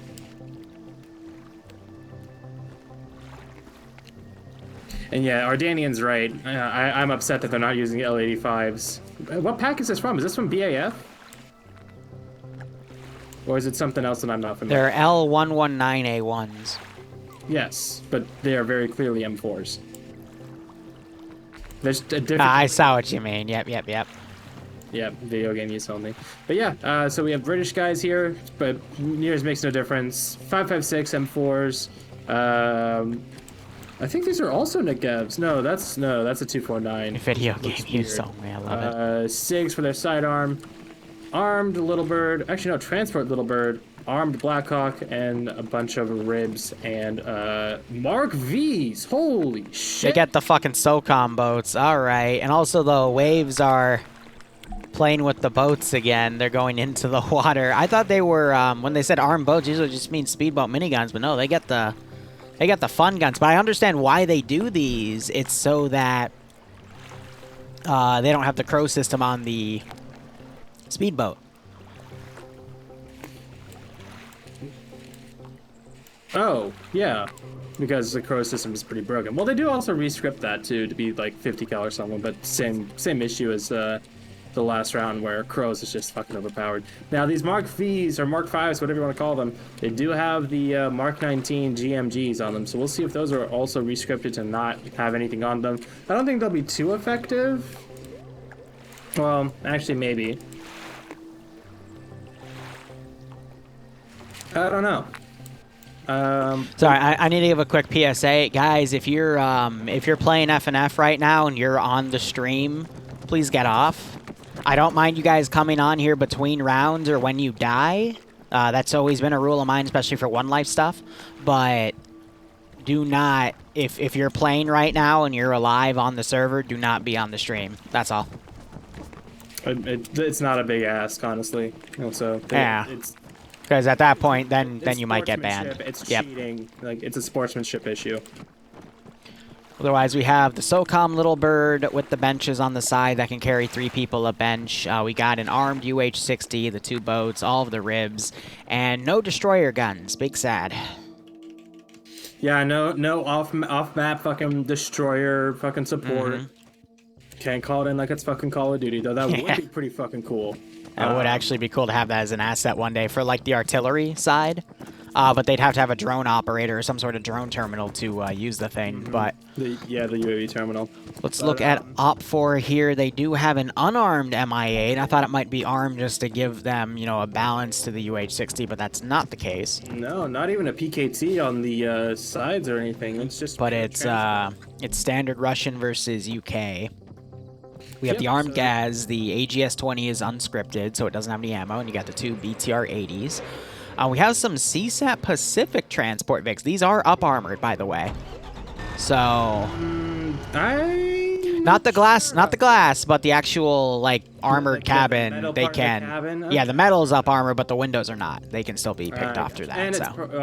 And, it's the Zamak, not the Kamaz, so yeah, these are very much the CSAT ones. We'll see how well they interact since what we saw last time.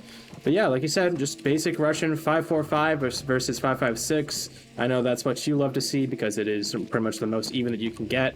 As well as PKMs for the machine guns, PKPs for the MG teams, I'm sure. And otherwise, pretty standard stuff. Those BTRs are going to have the 14.5 anti-material round. And yeah, 50 round box for 14.5 and a 250 round box for the 7.62. Yep, 7.62 coax PKT. These All are right. Marines apparently, but yes, go ahead. Marines for what? Op4? That would be VMF, right? I believe so. Yeah. Yeah, because it's got the little anchor on the front. So yeah, that's VMF then, because VDV is their airborne. Themselves in the butt. Funny. Anyway, let's go up to a Russian sailor and tell him that. I dare you. Anyway, let's go over the terminal sites. You want to start with Terminal 1? Sure. Well, Terminal 1 is right where we're at with the Red 4 spawn, the town of Esperin. It is very much similar to, what would we say, Georgetown or something on Tanoa. Very industrial dock area. A lot more open, though. But with it being more sparse, it allows them to, like, obviously you're going to get better frames. But notice there is this giant perimeter wall around the area itself. Yeah, so it honestly, like, trying to... If the Mark 5s can suppress the two battle towers that are nearest the docks on the north side, they could very well try for just dismounting near the docks, trying to find a ladder. This is actually a pretty cool map. Because otherwise, yeah, they'd have to just go to shore and then climb up. I'm actually not seeing any ladders at all. Yeah, so I wonder if the MI8 will ferry people up to the rooftops, though. That would be an interesting idea, especially with these very tall skyscrapers. Yeah, there's a good bit of cover for marksmen too. Yeah, the one that's just south, directly south of their spawn, that big skyscraper, it actually has like a lip for a marksman to duck down behind. So that wouldn't be bad at all. But otherwise, for the attacking team, yeah, they'd have to. Seems like they'd have to. The dock that juts out into the sea has some stairs that they might be able to advance movement on top of. There is an Easter egg on the skyscraper right next to Terminal 1, though, on the roof. Oh, the liquor sign? Yeah. I don't know if that's meant to be there or not. Like, with like the building itself. It's either an Easter egg by the mission maker or an Easter egg by Bohemia. The map maker. Yeah. By whoever made the asset or the map itself, so. But yeah, it's sparse, but some very concentrated military installations, skyscrapers, as well as industrial areas. So this would be a cool AO to attack, like PvE style, but I'm not sure Op4 will have the numbers to actually hold it in its like full perimeter. You know, there's just too much. Yeah, and they're already getting people moving out. But yeah. This could be, if they play it right, if they keep themselves fairly concentrated around the terminal site, and again, Blue 4 does know exactly where the terminal is. It's in that building specifically, they don't have an area marked, so they have a point. It'll be interesting to see how Red 4 handles that, because that may be a bit too much for them to handle. But moving on, I'm moving on to Terminal 3. I'm looking around. This is some really janky stuff, man. Like, oh, I love it. I love this. I don't even know what to say. Ammo boxes, a destroyed mortar. Shit, this looks like fucking Vietnam. Yeah. Flying fortress that's crashed, and someone made a fucking... Put some tarping over that and shit, like... Yeah, we got floating water bottles and laptops and briefcases. Hell yeah, dude. No, this looks really cool, honestly. Not a bad little setup. With the kind of 76. peninsula shape it has to the north and the kind of open ground to the southwest of it. Not a terrible place to defend, but it's going to be very short-sighted, both with the fog and with the terrain itself. What are your thoughts? I like it. I mean, this is more up OPFOR speed. It has you know, a small internal perimeter here. There are waterways blocking off a lot of entry into this AO, so that's going to funnel Blue 4 to come from either the south, little snippet off the SSR to the east, or the little pinched area of land to the west. But there are fortifications right here that could be used, and they are really Nam-esque, if you ask me. With how these things are set up, so... Oh, yeah. This looks great. I saw someone mention... Yeah, I saw someone mention in my chat that, like, some of these compositions are from the workshop, and that's perfectly valid, to use them. But, like, I'm seeing on a couple of these bunkers, like, there's actual, like... steal some of these. Down. Yeah. These aren't bad at all. But that's definitely why the mission file was 1,400 kilobytes, which some people were complaining about. Imagine complaining about a 1,400 kilobyte mission. Lord. Yeah, but they would not last long in TSB then, that's for sure. Or TMTM. Yeah. I made one mission with the help of Sparky that was a good 20, 25 megs. You gotta remember, the limit for mission files is like 30 megs. I think the biggest I made was like a 25 or 28. Yeah. That was years ago, though. Yeah. But definitely Terminal 3 will be a lot more up OPFOR's alley. They can choose where to have their engagements. They got lots of fortifications here. We do have some of these mortars being actually not destroyed. Yano was able to get into the mortar just now. Oh, God. So I'm not sure if those have HE or not, but interesting. That's 3 mortars. I would think they're either out of ammo or what, but up by Yano, that's yeah. There's a few. There's 3 right there. Yeah, that's what I was talking about. He was able to get in one of them. I thought they'd like have their simulation disabled. So I'm not sure if OPFOR has access to HE artillery or something, but that would be really, really good to use in this AO. And I also see Lucas. He's adjusting an M2. Was that part of the composition? Because it wasn't on the original roster. I think some of these statics might actually be usable. And I'm not sure if they were meant to be in, because usually they have to... They usually have to be divulged at the beginning. So this will be interesting, to say the least. Yeah, I think this is a honest mistake. I don't think this is some kind of slide trick by the mission maker or anything. But this could, if they are usable, I mean... But I will say, based off of what's on the map, though, a lot of these compositions, like this isn't the actual map texture. This is all pre-built. This is all made by the mission maker itself. So this is completely custom, and I do like it.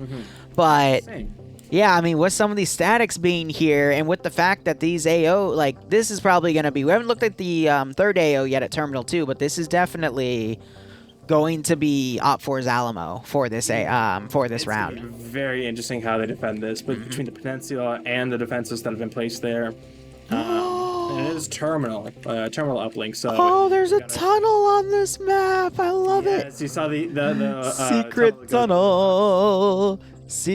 I'm sorry. I mean, there's a road that goes through it, so I don't think it's entirely secret. Tunnel. I love tunnels.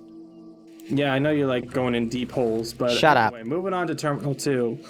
Similar to Terminal 1, this is a port area, a few military installations scouted about, but a lot smaller and a lot more condensed. So this might be even a tougher fight, honestly, for wow, what's that? Because with the Terminal 1 God damn. on the west side, that's very open, which lends the advantage to the defending team. Mountain might be trying to sling load the fucking BTR. No, he's just landing. Never mind. So I think Op4 is going to completely forego Terminal 2, and they're just going to hold 3 and 1. They're going to have a major defense at 1, a minor defense at 3, and then we've got some groups kind of out and about in the in-between space, probably to work as QRF or maybe try to find the enemy helicopter and take it out if it tries to land, so...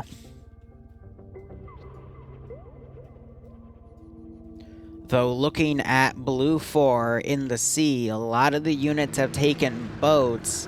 They've gone for the strategy of taking a lot of various different boats to spread their forces out, just in case they find a machine gunner on the beach, which is smart, but they have what appears to be the marksman team. Oh, they've got different marksman rifles too, or those are just, those might just be recolored Mark 11s there. But same 20-round magazine, same weapon platform 7.62, so that's a nice touch. But the marksmen are going to ride in the Little Bird as the UH-60 is piloted by a pilot, and the co-pilot is going to operate one of the guns. Helicopters are starting to spool up. Technically, they're not supposed to do that till the mission actually begins, but I'm not a narc. And then we've got both of the armed boats loaded with one with 22 people and one with 11, so... Well, that's interesting enough. Start in 15 seconds. 15 seconds or so. Oh my God! Stop it. I know. I'm tired. Shut up, Shrek. Actually, no. You are that ugly. Never mind. Hey. Oh! Look at these waves, though. Look at DaVincer's fucking boat. Just look at the waves. Like, cheeks. The ripple's gonna fucking cause a size. It's gonna. Oh my God. Scale. You goddamn fucking boulder. God, is that your stomach or is that a tumor? I don't know. I'm surprised they didn't flip themselves. Like, yeah, I'll flip you over and go to town on you if you're not careful.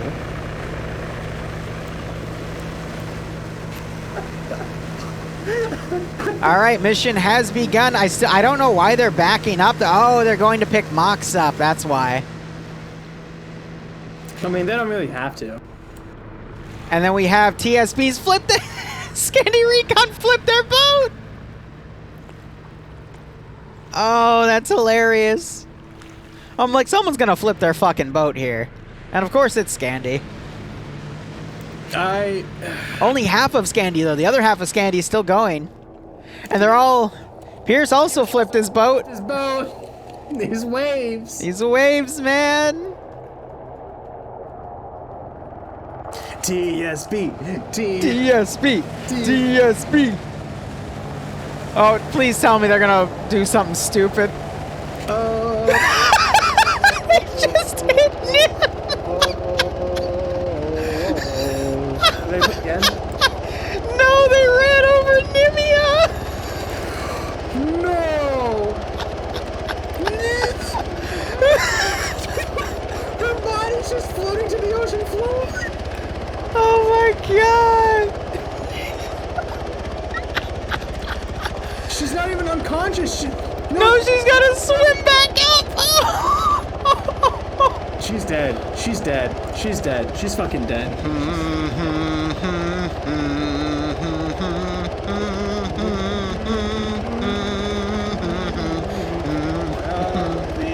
I sing. She could make it. It's gonna be close. She's trying. Kick those feet, man. Kick those feet.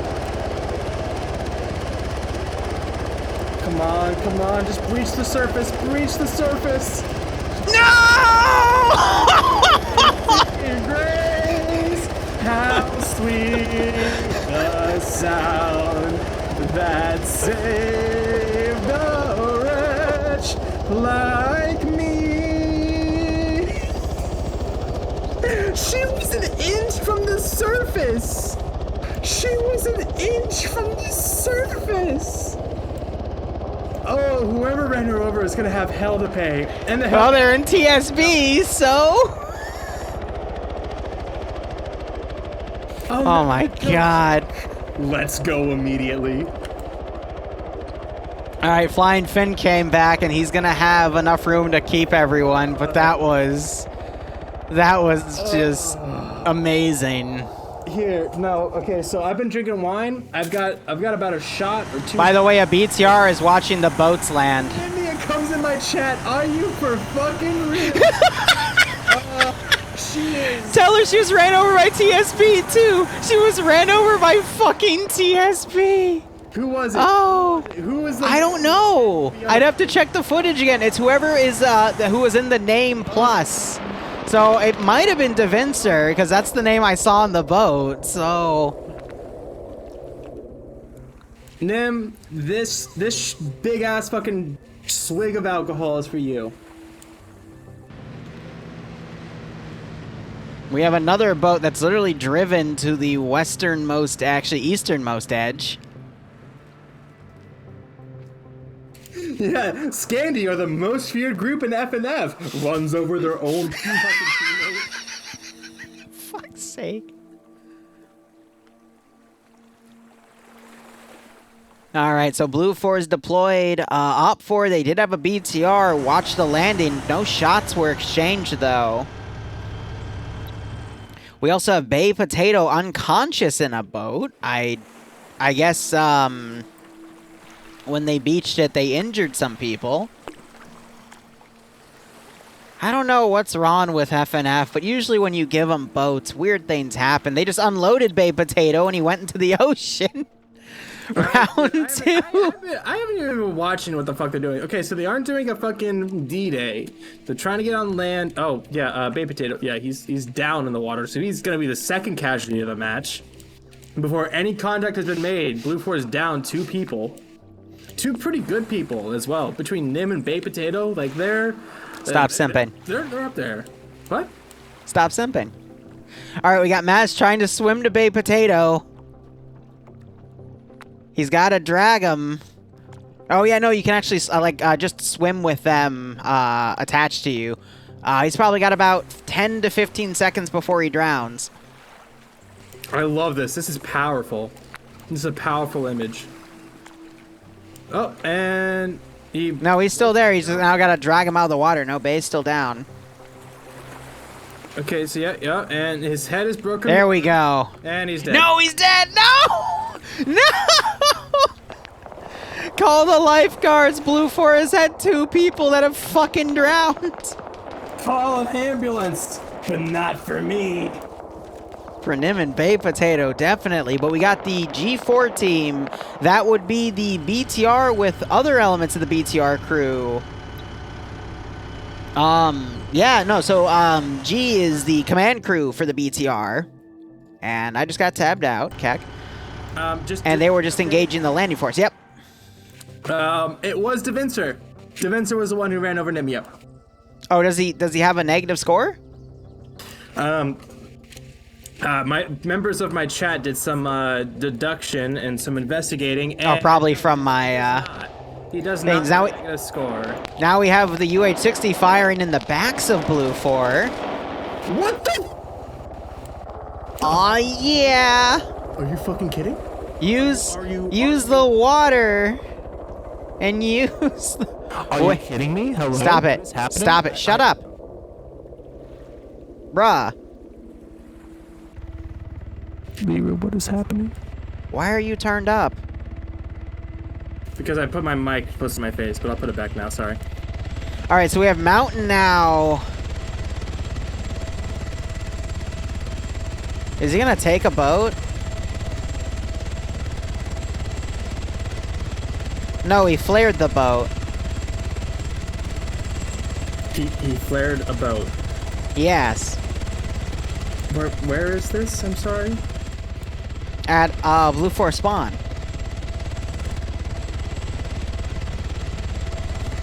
He is investigating the Blue 4's frigate. Tentatively.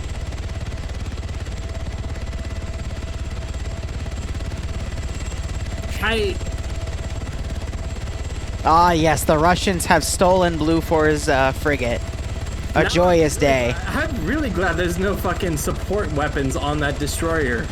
Or frigate, or whatever the hell it is, because it's just landed. Mountain has claimed it from Mother Russia. I gotta get a screenshot of this. He's wiggling around. He knows he's being watched. He's just here to have dibs on the antics. Alright. There's nothing good for him to steal back there, though. So Blue 4 they've got a Puva and Spudro going for Terminal 2. They're going to get a free grab on that. Blue 4, they're going to have to basically go around to get to Terminal 3. We might see a pincer maneuver go off, but the Eastern group is going to take longer than the Western group. But we do have Yano possibly putting explosive traps down in this area. He is under a bush right now. He's looking at the ground. I'm willing to bet he's going to put a satchel down. And we might actually see this be somewhat effective because of the limited avenues Blue 4 has to go in. So, yep, Yano putting that explosive satchel down. We'll make sure to remember it is there. And now we have the UH-60 also harassing Terminal 1, but I called it. We got Platoon 1 HQ with, I think it's only Platoon 1 HQ. I don't see their marksman up here, so they put 3 riflemen up here. That's weird. But the UH-60 spotted them and started firing at them. I don't know how I feel about that. Like 3 riflemen up there with no magnified optics. I don't know. Like maybe the GLs, maybe they just want to put Platoon 1 HQ. I guess maybe I guess scouting would be a better term. If they from up here they can see everything on the outside of the perimeter, and they could potentially see Blue 4 come in and coordinate because it's such a large AO. They can then coordinate Op 4's defense based off of that. But 3 guys up there for that job, like I don't know. And none of them are marksmen. I've calmed down. I had my fun. I'm trying to focus now on the show. I'm still just laughing over after all that's happened. But yeah, Red 4's abandoned Terminal 2, condensed around Terminals 1 and 3. Do you want Nimia's clip after this so you can meme it? We can put it as a teaser for shenanigans. That's more of a you thing than a me thing, but hey, if you want me to do that, I will. We'll talk about it later. So anyway, we have Scandi Recon and TSB both working together still. They're going to have to be defending on the 3rd round because they've attacked on both of the rounds. So in that regard, we also have Blue 4 coming down. I really hope they don't try to cross the water here because Op 4's actually put a bunker facing the waterway. And that's going to be really tough for them to cross on that. They're going to have to come around instead. Op 4, because of their limited number, they're only doing an internal garrison on the terminal itself. I have also seen people go up and touch those mortars, but they aren't staying on them. Then we've got Swola here, who's also got a really good firing arc on what could potentially be Delta for Blue 4 coming down. But we'll just have to wait and see at this point. Yeah, I think with those mortars, either they don't have any ammo, or they call them out on net, say, oh hey, these mortars have ammo in them, and then their leads go, no, don't use them. They weren't talked about. Now we're having Fred Dingo and D Larson trying to just a small arms fire on that UH-60 as it's doing some. Yeah, those rounds aren't gonna be anywhere close. Nah, and with 5.45 as well. Good effort, though. Scare them off, but that is, in the end, exposing and revealing the position of those guys on that rooftop. So, if they're able to pass that intel up, then they'll know to watch for those guys on the top, or even just take the entire building down as it is. Those skyscrapers can't be destroyed. Nim's gonna stab DaVincer in the eyeballs, apparently. I don't know. Violence. This is a good Christian Friday nights fight community event with 120 people. Nations fight against each other to the death for some fucking images of porn. Language. On these terminals. Motherfucker. Language. Barbarian, watch your fucking language. God damn it. Go fuck yourself. Language. You think you're being cheeky. But anyway, yeah. We're just waiting for Blue 4 to make a move here because they're still doing their maneuver here. Terminal 2, I think Apuva and Spudro have noticed that. Shut up. They have noticed that no one in Op 4 is going there, so they might work with the Eastern group coming down Otherwise, I think the pincer maneuver is actually just going for both Terminal 2 and Terminal 3 at the same time. Also, the Little Bird did deploy the 2 marksman groups to the south of Terminal 3, and you do have Twig Cane trying to lead on with it. But if memory serves me correctly, yep, we got Nuzzy. It's actually a triplet because the +5, it was a +4 in the Little Bird, and it was pilot and co-pilot. And now you're having that UH-60 fire out, but we also have that 50 cal. It was firing rounds potentially, I don't know if it was up at the chopper, but they were also coming really close to Delta. I thought they were actually firing at hostiles they spotted. No, it seems to be just those helicopters trying to run interference. Red 4 should be able to ascertain by this point that Blue 4 has made the landing between Terminals 1 and 2. BTR did watch them land, so they already knew it. And there goes Apuva and Spudro initiating the hack on Terminal 2. Which means that now that they know that Terminal 2 has been hacked, we have guys down over there. Falcon, Twig King, and Nuzzy down here south of Terminal 3. The 2 marksmen. Yeah, trying to do something sneaky, but... Yeah, no, okay, so Swola on the machine gun has noticed Delta coming down. I thought those were shots potentially on the helicopter, but no, they were directly firing at Delta here. And we do have one of the Blue 4 guys picked off and dead already. UH-60 trying to give some return fire. We're seeing the marksman firing at Tackleberry, but it wasn't able to land a hit. Tackleberry is hit himself. He's trying to run down that position, though, and not get shot anymore. And he is going to bandage in the open. I'm not sure if Nuzzy still has an angle on him. But we have another Op4 guy out here who is dead. And we just had AT fired onto Wiki's position. Very interesting. But we do have, hold up. We got Clown moving up in a Gaz. He is the command group for the 2 BTR-80s. He might try to get on the northern flank of Blue 4 and try to hit him in the rear. A few people can do a lot of damage. Yeah, I'm honestly a little disappointed in Blue 4's strategy. They're not going to be able to utilize these Mark Vs, at least until they get to Terminal 1, since Terminal 2... Terminal 2 hack completed. Yeah, since that was pretty much undefended, they're gonna have to use them over at Terminal 1, and even then, like, the whole point of those things is that they have firepower. They're not even gonna be able to use those, so that's a strategy thing. It is what it is, but, like... There's the hack, you know, exploding. I'm half joking, but what with them getting Terminal 2 very quick like that, they're going to be aware of stuff happening over at Terminal 3. And yeah, now they are firing at Delta 2 and Platoon 2 HQ for Blue 4 here to the north.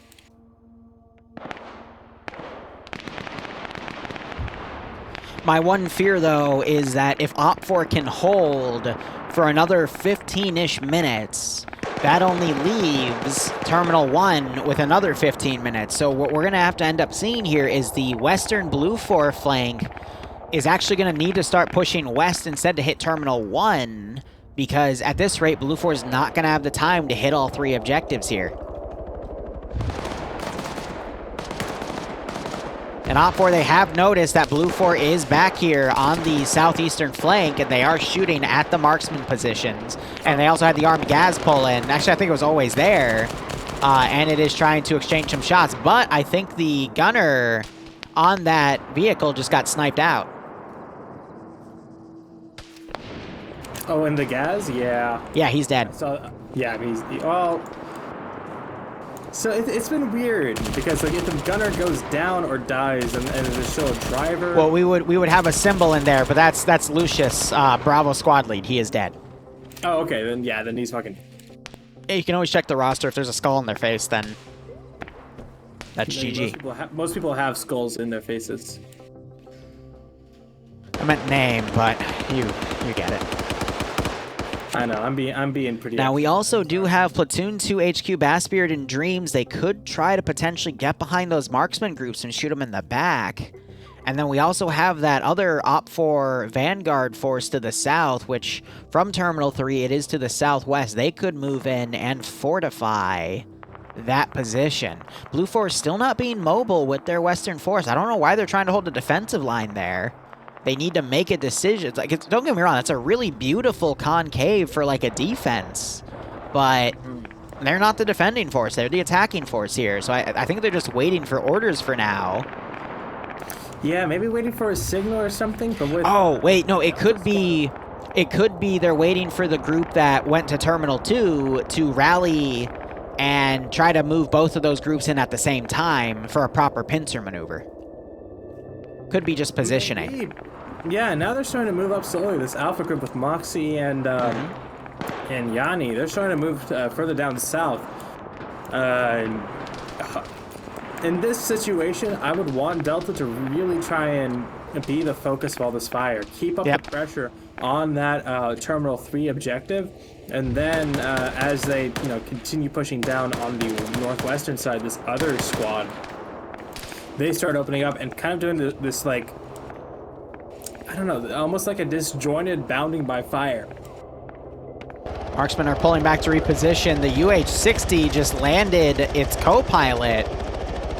I guess they don't have any ammo left on those guns. We also have the Mi-8 in the air. Mountain's going to be flying around, but with no armed helicopters in the air anymore, those air assets are just going to be purely for recon at this point. I would really love to see Yano trip his explosive trap and down a few guys within Alpha here, and that is Scandi Recon and TSB.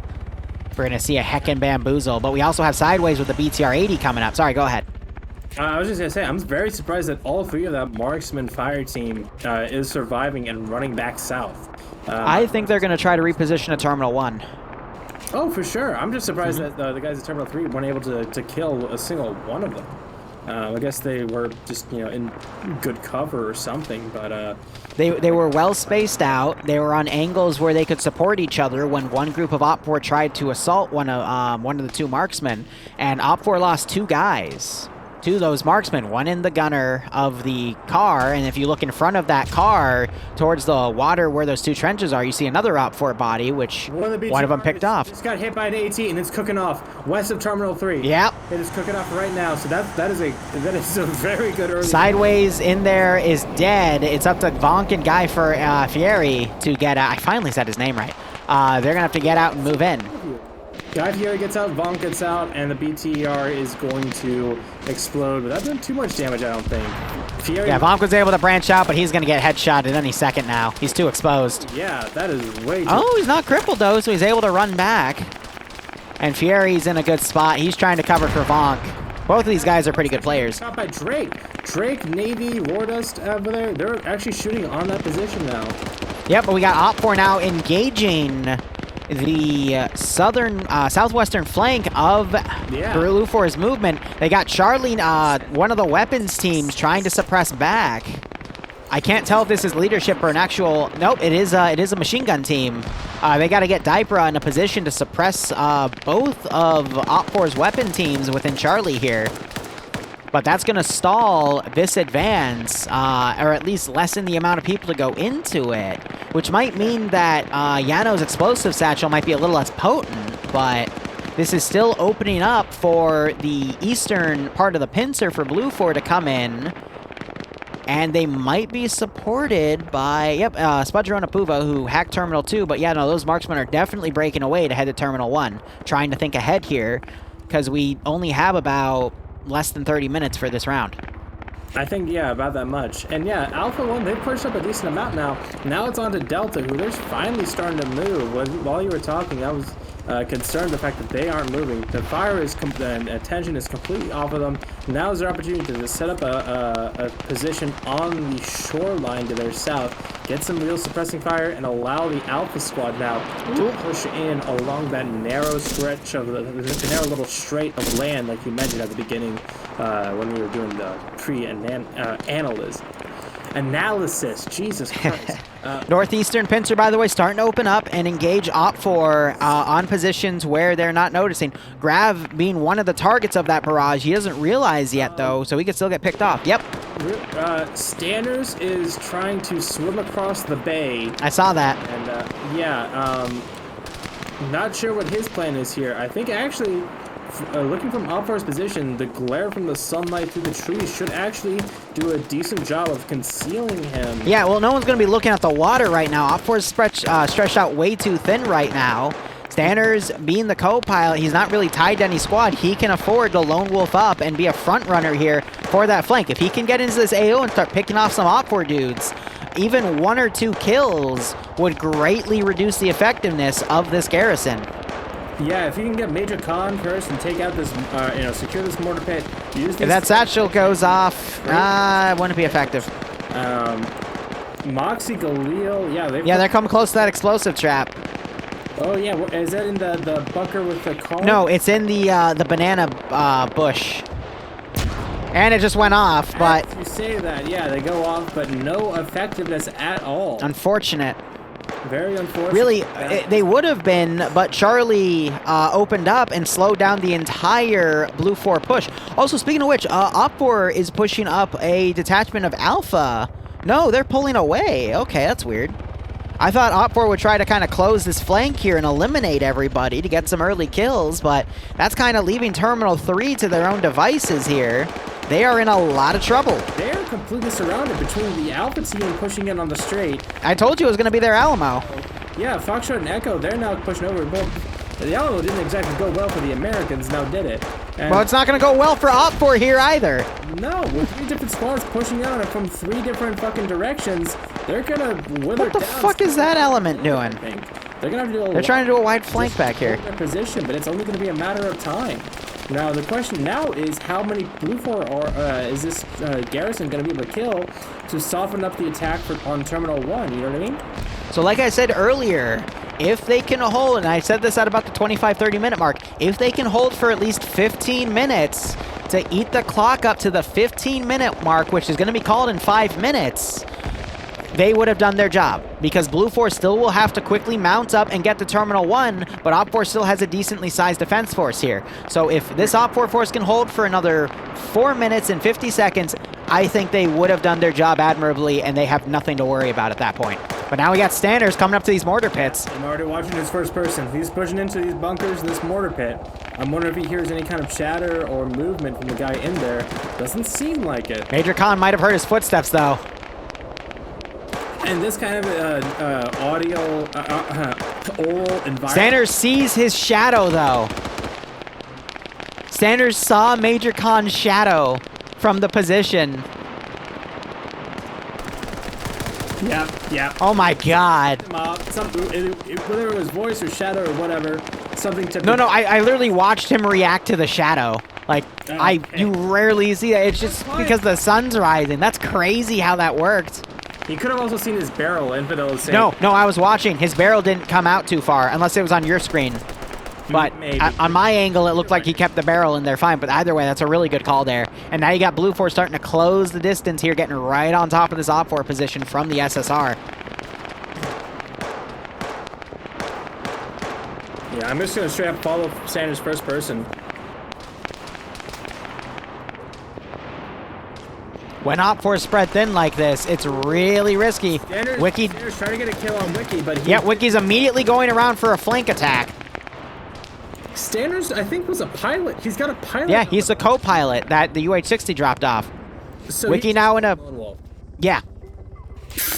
Amazing. Yeah, he's going on a one-on-one with Wiki now. Both of them very much so FNF veterans. So this is more than just kills. This is pride on the line for both of these guys. Shoots through... What? Wiki just laughs. Your American bullets cannot harm me. I think he's lagging out.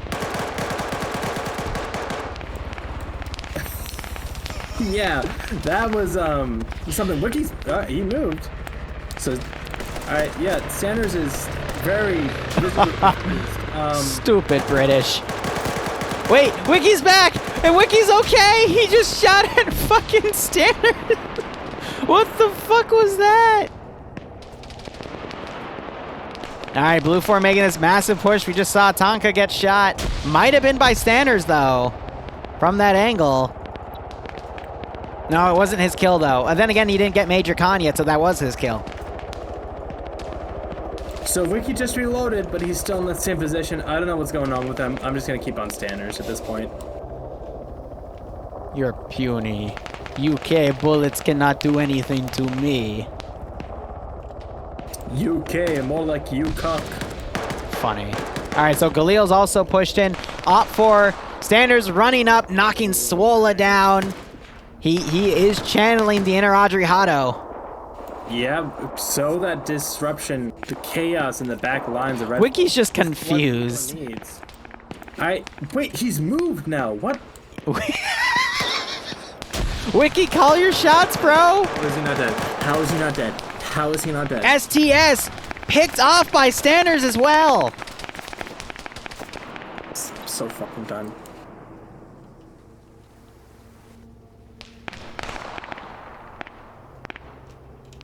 Good job from Standards. We got 60 seconds left though, but Blue 4, that western flank, is now actually turning to go to Terminal 1, so it is starting to mute the point of Terminal 3 here.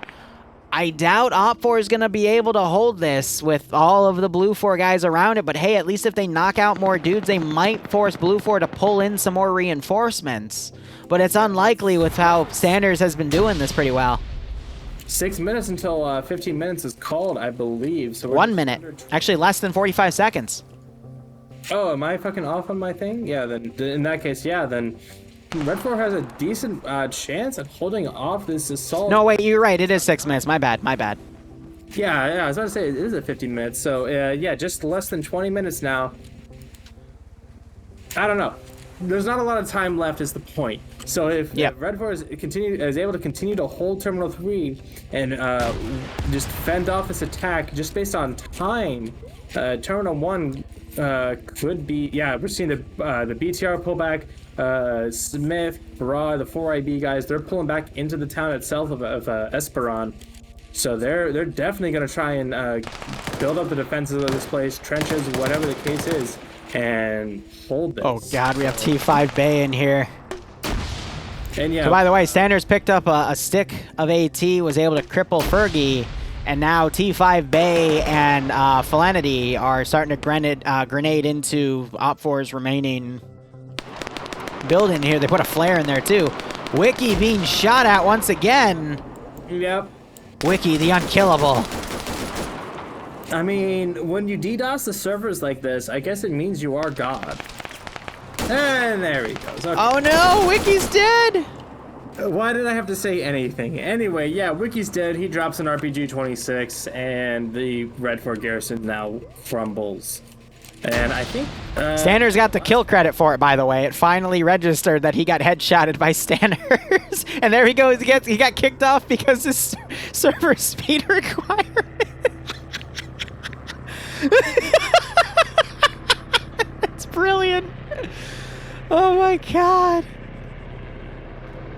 When you get kicked so hard, the server I can't. I'm sorry. All right, Yano and Fergie doing their best to hold here. Fergie, they're holding. Yano's dead. Yano's dead. Remaining.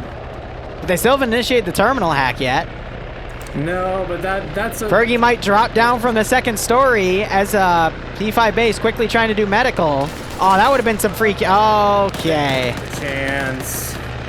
Apuba ventilates him with that 762 240 Bravo. All right, Op4 also landing that little bird right here. They might try to quickly reposition some Blue 4 guys.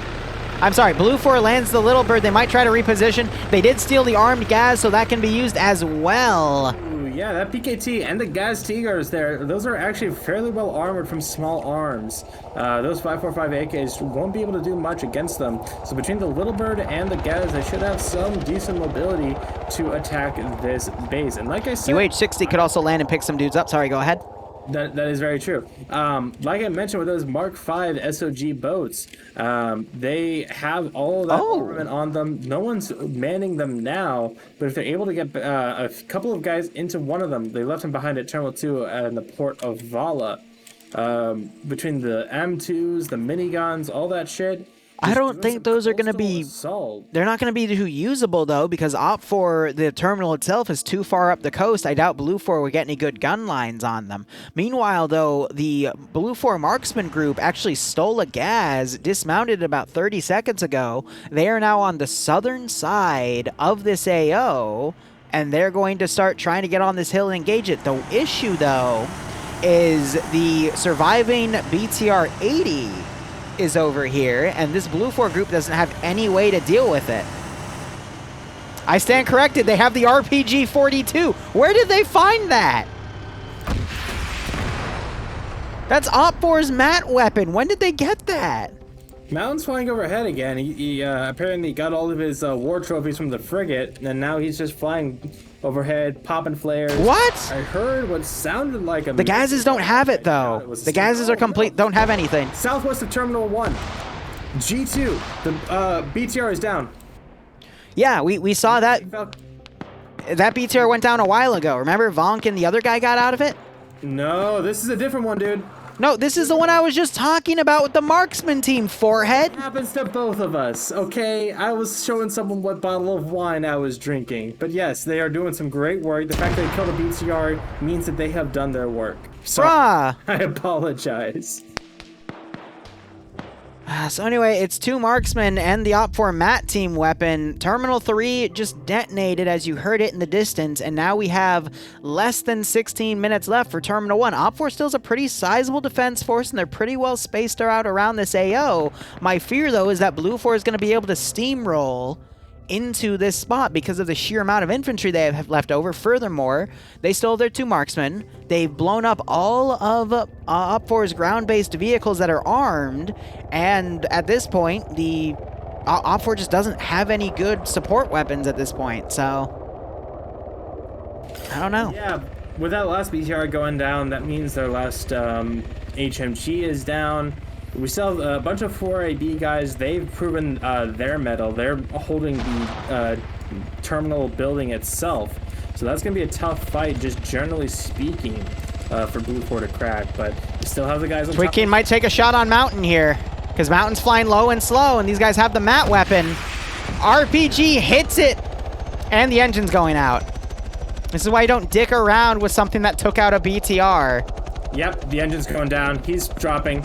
Gotta try and... He's gonna hit a tree. Momentum. Slow no, momentum. no. Yep, nope. UH-60 landing on the rooftop and is deploying Stanners. And the engine got shot out, and it's gonna fall at an angle. There goes the main rotor. Yeah, alright, so now you guys are here. Good luck. They still have Littlebird to try and pick them up, but they gotta fend for their lives right now. They've got a GPMG guy, though. They could just harass Op4. Oh, this is fucking amazing. They need to AT that UH-60, though.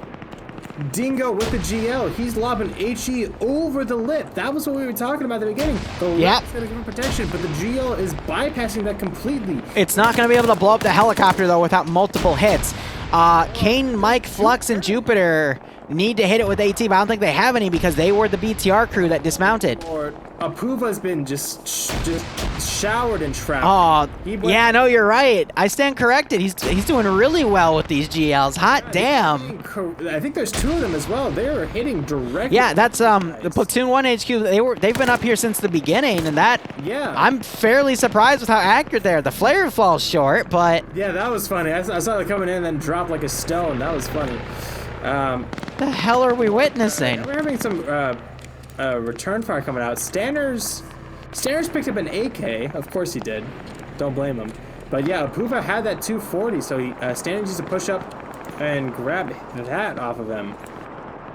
This could be a very interesting skyscraper rooftop firefight going between these. Mountain, the pilot for the Mi-8, still alive, contending with Falcon. Falcon trying to get a rear headshot on Mountain as he's running away, because Mountain is just trying to get back to Op4's perimeter here to be one extra guy in the defense. Apuva is dead. Oh, that's unfortunate. Yeah, he took so much shrapnel. And Sanders took his GPMG. Yeah, that 240 with the general purpose machine gun. Yeah, it's gonna do some work. He actually switches his. Okay, I don't know. Never mind about that. But yeah, that 240 is going to be very effective and I think could be vital in this fight between the two teams. What the hell is the Little Bird doing? They've got a guy on the... Oh, they got a guy on the bench and he's trying to fire at the skyscraper crew. Down, and now I'm pretty sure someone got domed in that. Someone... No, there's still a +2 in there. God, the Tracers. Mountain did wake up from that MI8 crash. Yeah, he's duking it out with Falcon Buckets. The guy that was on the door gun is unconscious. And I don't know where the other guy is on that chopper, because it says +2, so it means there's a second dude on there, but I don't know. Up to the north, we have T5A with that guy. Mountain's gotten back. A bunch of guys over here. He's loaded for bear. He's probably going to try and bum rush in on the eastern side of the compound, but these guys up here on this little peninsula, they need to find where those boats were left off at. One has been drifted out to sea to the north of their position. Barb. A few hundred meters. Barb, it's not a 50-minute round. It's not a 50-minute round. They extended it. Oh my god. Okay, so then we're in the dark as casters on this. This is... It might be an hour instead of 50 minutes, which is just going to buy Blue 4 more time. And as you mentioned earlier, they might go for their boats again. I think that's exactly what they're trying to do now. I mean, that's what that makes sense with them coming up to the top of this AO up here. These little peninsulas that are jutting Fuck is around Discord the rich presence? It's the perfect spot. I mean, that Mark V is over there, probably about 300 meters. It's a short swim, but Liru, look at the town of Vala, where Terminal 2 was. Sanders is the only guy alive right now. Nope. Ah, Collins, what a good job you've done hitting the boat on something and knocking yourself unconscious. So Blue 4 is going to have to continue to wait for their boat. Classic. Doesn't matter if it's a 50-minute round. It looks like they took another boat. Yeah, they're going to at least get this boat, and then I think there's less than 25 or so people, so they'll all be able to fit in the other SOCOM boat, but that's great.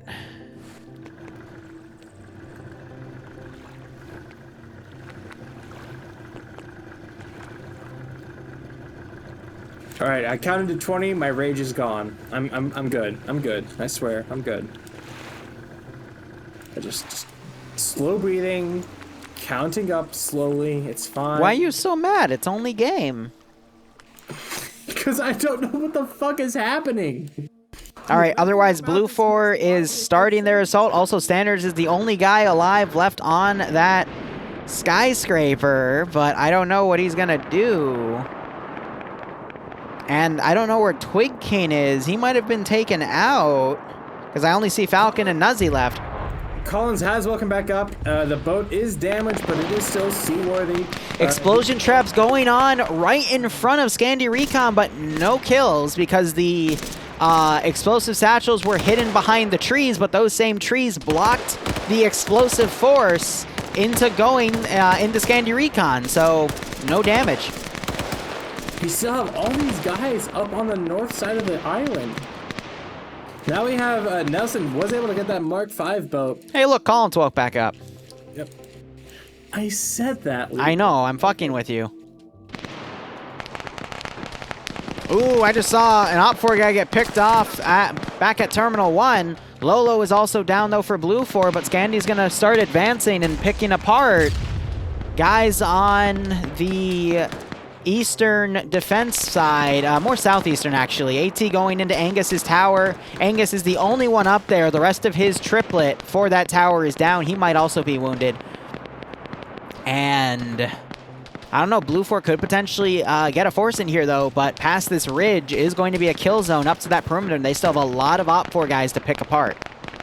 Very true, very true. And yeah, now they're all mounting these guys into the Mark V. Gonna be, I'm sure they're gonna try and do a some kind of dock landing, and there's not a lot of guys here ready to do this. We have Olaf in the northernmost battle tower.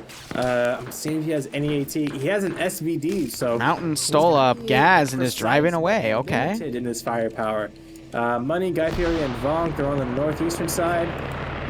This could be pretty interesting. We just had a Blue 4 dude shoot at his own Little Bird. That was weird. And Little Bird coming back, I think, with dudes on the benches again. Yep, on the right bench. They're gonna try to hit the guys on the skyscraper, which one guy is dead, by the way. Probably picked off by the marksman, which is why the marksmen are hiding. And you have Stanners firing from the other skyscraper, trying to give some support. Yeah, Stanners still being alive on that skyscraper. Carl Gustav coming in on Smith's position with other Smith. But the Smiths appear to be okay. We have J. Smith and E. Smith. And we got Brandy and Bra. I thought it was 2 pairs of twins right there, but got Yanni, who's down, being helped up by Mapnora. Still have Scandi Recon, basically trying to control this ridgeline with elements of TSB. And for the most part, I mean, Op4's southeastern most defense line has been taken out. The closest one is down to 50% strength because there's 4 dudes in there. Now there's only 2. But this direct southern one still has all 4 of its guys, and they're trying to contend. But Blue 4 making some advances, and I think we're going to see the 15-minute timer get called in about 1 minute and 30 seconds. Otherwise, I have no idea how long this round's going to last. I would fucking hope so. And now with Scandi up here on this ridgeline, firing into the town, they have a good angle, but they're being countered with some good GLs. Littleburg still trying to take care of Dingo and Larson up here. And no real... Oh! Something got... Explosive traps. No, I think a tailrotor might be broken into Littleburg. I heard something break. I heard that sound cue, so all right. Littleburg might be out of commission. Possibly. There were some explosive traps that went off on the far northeast, but they were too far from Blue 4 to be effective. Blue 4 just gave a question mark. I don't know what that was about. Vonk is down. Guy Fieri and Money are under heavy suppressive fire from what sounds like an MG team. Lusod gets taken down in return. He had a PKP, actually. That was what that machine gun was. Littleburg coming in for another pass. Nemesis is on his own, being singled out by some of the 4ID guys. Yeah, he's in a fucking rock and a hard place. He's rolling out of there DayZ style. We'll see if he can survive. If he gets to that corner, he'll be good. Are you fucking kidding me? I don't care if he killed me. Wait, he actually got a hit. He'll live. And oh god, he's got wounds on all fucking limbs. But he does make it to that corner, so he should be able to live to fight it out with Stanners with the machine gun trying to pick off Dingo. Dingo picking up the other gun. Manages to get a kill on one of the bench guys. 15 minutes called right there. Wow, picked up his dead friend's gun and actually got a kill with it on that helicopter. That's pretty fucking impressive. It's Buckets. Okay, he's only knocked out.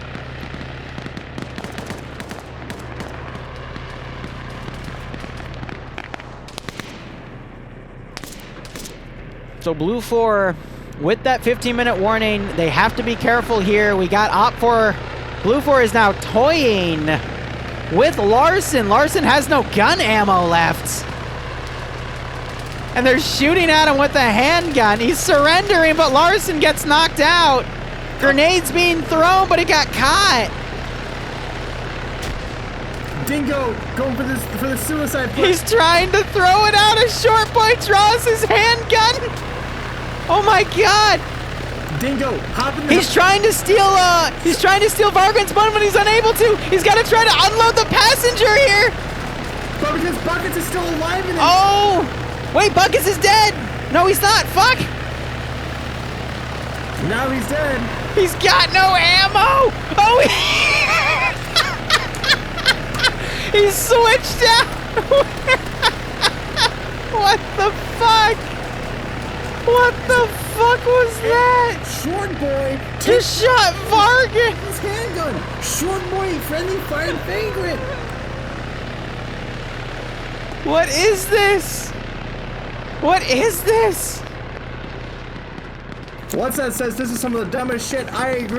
Yeah. Great content. Nemesis now coming up, trying to fight with the machine gunner and Smith, but the Smiths are too powerful and Nemesis is torn the fuck apart. Yanni now coming over to see what that firing was about. Vagrant oiks back up. And you still have Stanners alive, and you might try to pick off the group over by Clown.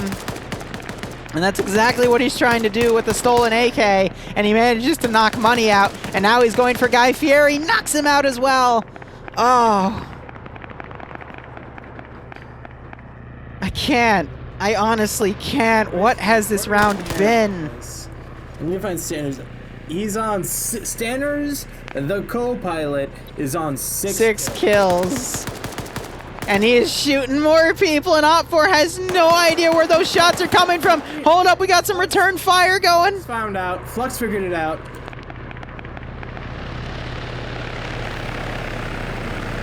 Oh, very interesting. You have CP2505 Hitman and Theki on the southern side. Yes? I was just going to say, they shut the engine off on the Little Bird because they can't fly it again, because I believe it's disabled. That's why Mountain didn't try to fly off with it. So Hitman got... Clown also knocked out. Somewhere? And now it's just Theki down on this flank by himself. Still some RCC guys pushing over the hills to the south-southeast.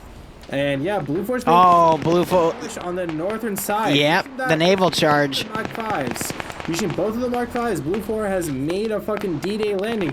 Also using the gas. Sayo trying to find an opening into the port itself. He's going to be able to find it on the flank right here. But he may not go that far. Yeah, he's just going to bail out instead, which is fine. But with the amount of Blue 4 guys coming in here and the very limited amount of Op 4 defenders, I think this is over. I mean, what are we at? 11 minutes and change? Blue 4 is going to get there in 2. No. At most. Not in 2. At least, like, 30. What? I think they're going to get there in about 5. And if the... Do you not see where Delta 1 is right now? They're literally right next to the damn thing. I said 2 at most. Delta, yeah, they're making their way, but it's T5 Bay and Holton. I mean, 2 guys. T5 Bay and Holton. T5 Bay, the T5 Bay, that is the second best player in FNF behind Nemesis. You're telling me this man is going to take 5 minutes? That fucking ran over Nimia? I'm sorry. That's Devincer. Nemesis is the guy that got mowed down by the Smiths. Where are you getting this information, Barb? I don't know. Are you okay? Are you already drunk? My chat went drink, and I did a chug from the bottle, so yeah. Why? How are you drunk on wine? Because it's a goddamn lead. Mountain is unconscious. He just got double tapped by Collins. The remaining garrison on the eastern flank is getting torn apart here. It's just up. Olaf wakes back up, actually. It's Purdy, Schmidt, and Olaf, but they have a massive amount of Blue 4 guys here. They have managed to kill 2 of them, though, and stall everything, but there goes Purdy getting knocked out. Schmidt going to try to medic, but Collins coming around back here. He might get picked. Oh, he is picked off by Angus. Fucking, you're a dingus. T5 Bay and Holton. Angus! You're still a dingus. I stand by my point. T5 Bay coming up to the terminal site now. As you mentioned, he's going to have to fight with Denaldo, Pads, and Horny Badger. Yeah, it sounds familiar. Holton trying to join him, but one of the Smiths picking off Holton. T5 Bay making sure he's checking all angles. I'm really surprised Op4 didn't sneak a guy under to shoot at people's feet. I'm like, there's no one really watching the perimeter. They're just holding the doors, which is not... Oh! T5 Bay trading with Horny Badger there. A little desync spike there, because in my opinion, Bay knocked him out first, but all Blue 4 needs to do is trade 1-to-1 like that, and they'll at least win. CO now getting out another veteran player in T5 Bay's bracket. Horny wakes back up, though, but 5 Bay, he tried to wake up, but he is unconscious locked.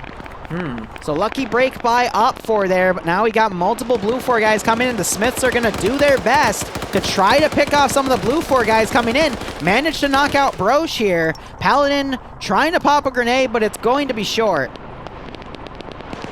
This Red Fort garrison to the west has actually been infiltrated by Berna from the RCC. Yep. And only Flux and Mike are left standing, so we have a 1 versus 2 fight over here. But it's going to be pretty much irrelevant with Sayo, Holton, and Paladin coming on this objective. Red Fort got a couple of, actually just one. Grenades being thrown in the terminal site, knocks out Pads. But Pads does go down in response to Sayo's gunfire. Little Bird was repaired. It is lifting off. CO throwing some grenades and knocking out Pads. They return with their own grenades, knocking out CO. So we got Paladin and Holton here on the outskirts. There is about 6.5 minutes remaining for this round, but with Blue 4, just the sheer amount right here. Unless Olaf can do something. Vagrant is coming down. He's landing on the fucking HQ building. Okay. Top part for the course. Vagrant pushing in on his own. And gets mowed the fuck down. Short Boy looking down, wondering what the hell just happened. Whatever. Short Boy with the -1 kill. Throws a grenade at the wrong time, and Deldo pushes up the stairs, killing him. Oh, but the building is damaged now. Bart. If someone hits that little bird and it explodes, that's it for the OPFOR garrison. I have faith in Edwin because he's one letter away from Erwin. Short Boy waking up, getting knocked out by Horny Badger. And now we have more Blue for reinforcements in the form of the marksman team. Falcon, Nuzzy, Skip, they're pushing in at the front door as well. Falcon's looking into that. Wow. Edwin getting picked off. No, not Edwin. Grenade getting thrown out. Might knock out Bart, because it's right next to him. It doesn't, but it does significant damage. Grenade gets thrown in there. But it was a misthrow, and it knocked out Nuzzy. Paladin now coming down. Coming down the stairs. Well. Boys, and Falcon's body throws a nade onto their bodies. And it knocks out Falcon as he woke back up. Amazing, amazing. And the fucking Little Bird rotor is still going. This is. It's causing a lot of smoke right here. OPFOR has to hold for another 5 minutes, 45 seconds. I don't see it happening. They are the last surviving remnants. The medic from Platoon HQ. Rod running in. Picks off Horny Badger. Now you got Denoldo trying to knock him out as C5A pops a fresh mag. Bart coming in. Bart doing it. Denoldo getting triple. Clearly 5 Blue 4 guys coming in. Terminal hack initiated. And they're dead.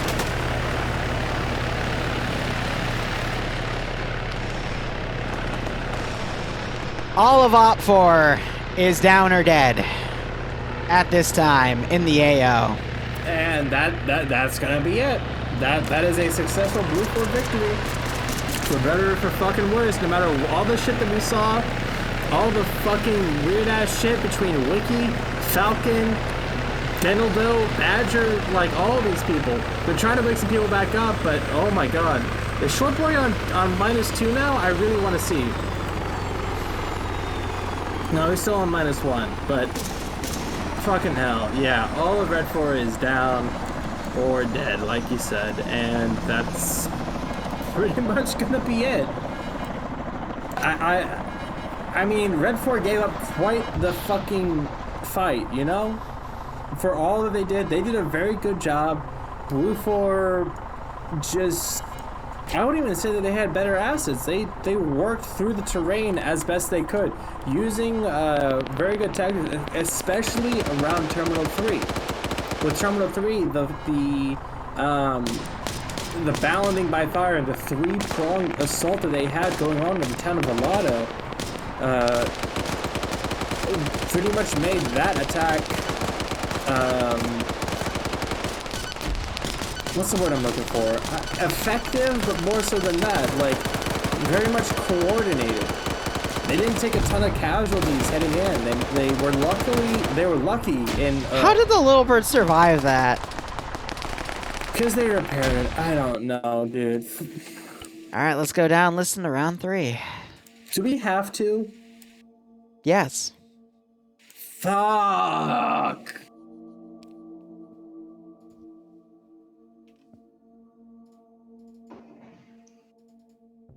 Oh, get Justin Timberlake in here because it's gonna be a three-way. Right, break. That was a good round. Well done, everyone. That was very exciting. I hope you all enjoyed that. Bit longer than normal.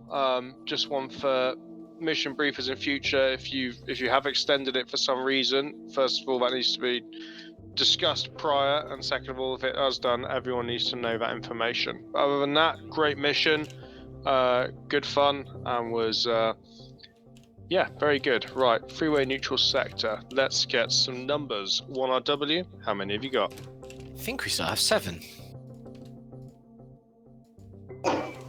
Cool. RCC. 7 guys. FI. 2. First aerosol. AA. I think we're 5 still. 29th. 6.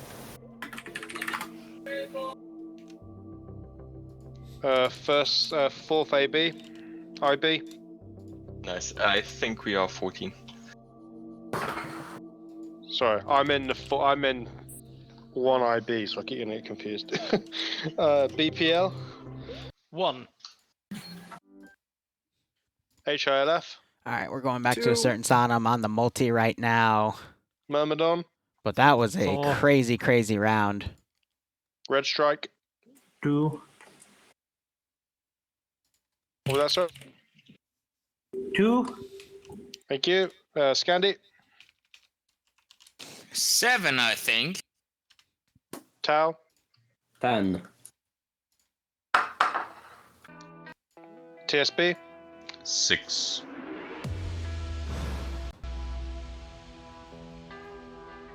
Alright. UPSC.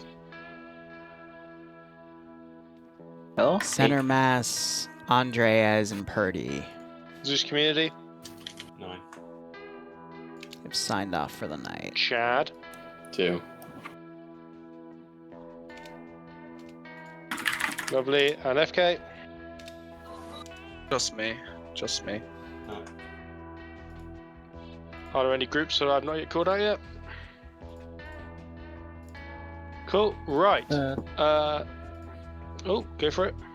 It has 5. 29th has 5. Lovely, thank you. Okay, Centaur players. Do we have any volunteers for leadership? 4 IB'd like to put a Koi leader in. Roger. Are there any volunteers from Centaur? Any lone players who fancy taking a lead? Boston, Ghoster. Okay, Boston take independent. 4-5B take Bluefort. Alright, chat, I'll BRB 1 second. Fuck it, Tarful take it. Who was that, sorry? Tarnfolk take Op4. Thank you very much. Right, let's get 1RW and RCC on Op4. Let's get TSB and UPSC on independent.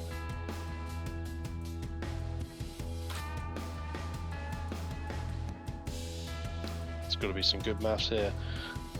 Zeus Community on independent. Tau on Op4.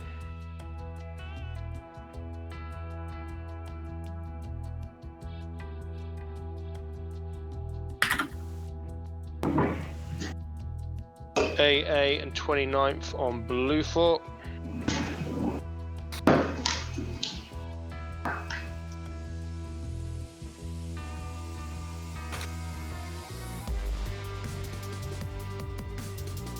So as numbers settle, make sure we're joining in nice and quickly because this one's going to be a slightly difficult one to balance, so I need everyone to be in positions nice and quickly. That's absolutely wonderful. Let's go for Scandi Recon on Op4.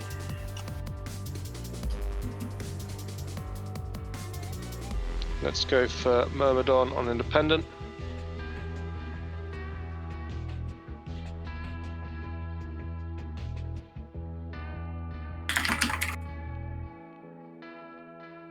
That's a hell of a type.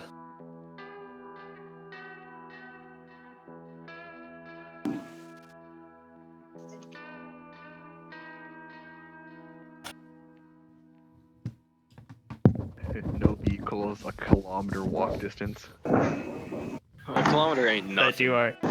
Oh, he did skip That, leg day. hey, that clearly says less than a kilometer. What's less than a kilometer? That's a greater than. Okay, break. Shut up. Let's get FI and help. That is a greater than kilometer walk distance, jeez.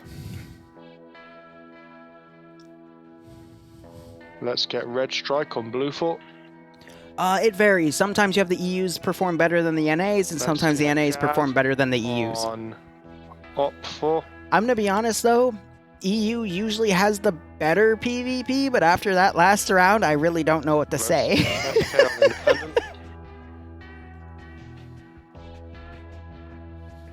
Blade and Tega, can you guys go to Bravo 2? Let's get BPL on Independent. Are there any groups left to be slotted?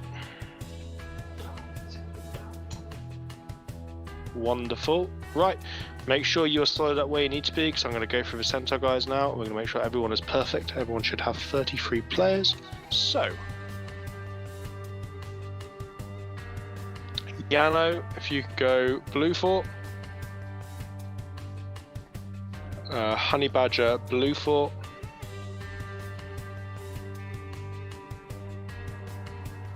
Nortia, if you can go Op 4.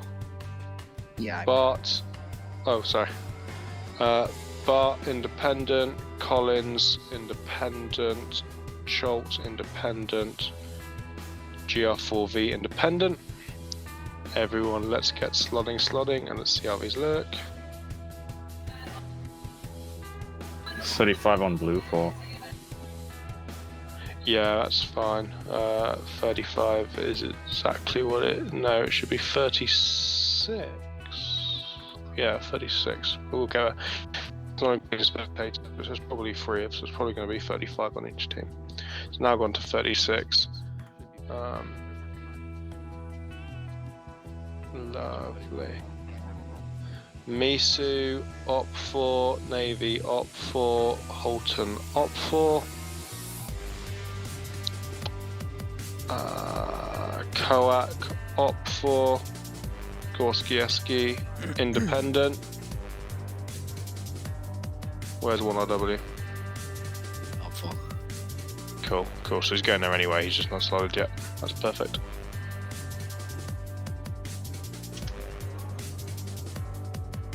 Is Koak there? Lovely. Perfect. No, he's already there. He's there. Have faith in your guy. He pulled through. Right, Larsden, you have a minute to organise your boys.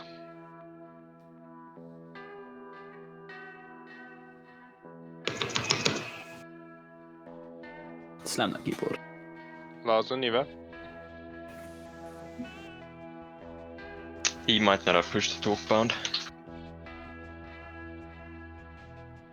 Cool, one of the other 4 IB guys then, sort out the squad how you want it, or how you think you'd want it. Oh, there we go. I'm here. Cool, you got a minute, buddy. Your team sorted. First platoon, spread yourselves out in the section. There's no need to have a platoon lead and a company lead with these numbers.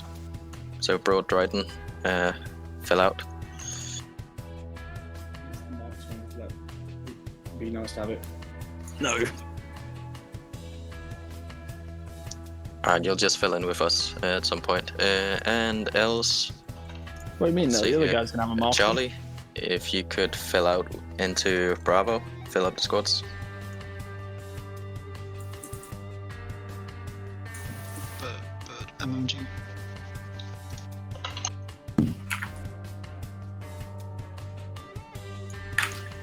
And maybe Echo, if you could then fill out the Charlie team. Is it okay if we just... Yeah, is it okay if we just attach to them? We would like to have these roles. That's fine. Yeah, thank you. Alright, that's it for me.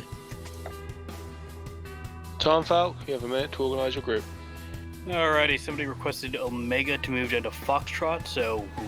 So we have here on the roster, Larson on Blue 4, Tom Falk. I think we are looking pretty good. Op 4, Ghoster aka Boston on Green 4. Yeah, you guys figure that out, otherwise I think we are good. Fantastic. Ghoster, you have 1 minute. Alright, I'm going to be leading from the platoon.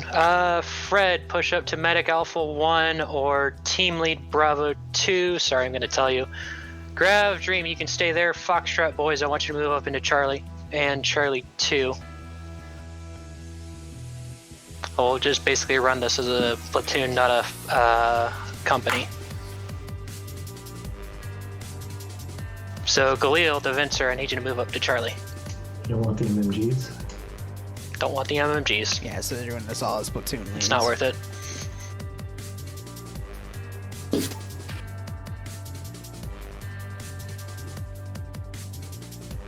Cool. Awesome. Happy? Perfect. Let's push through to our briefing. Oh god. As we're Send in the Smiths. heading that way. Everyone ready? Yeah, everyone's ready. Let's jump through. If anyone roster, I don't know if you're with a team or if you're a Centaur player. If you're a Centaur player, try and make the numbers even, so jump into independent. Switching the music up. Yep. Thank you everybody for coming along tonight.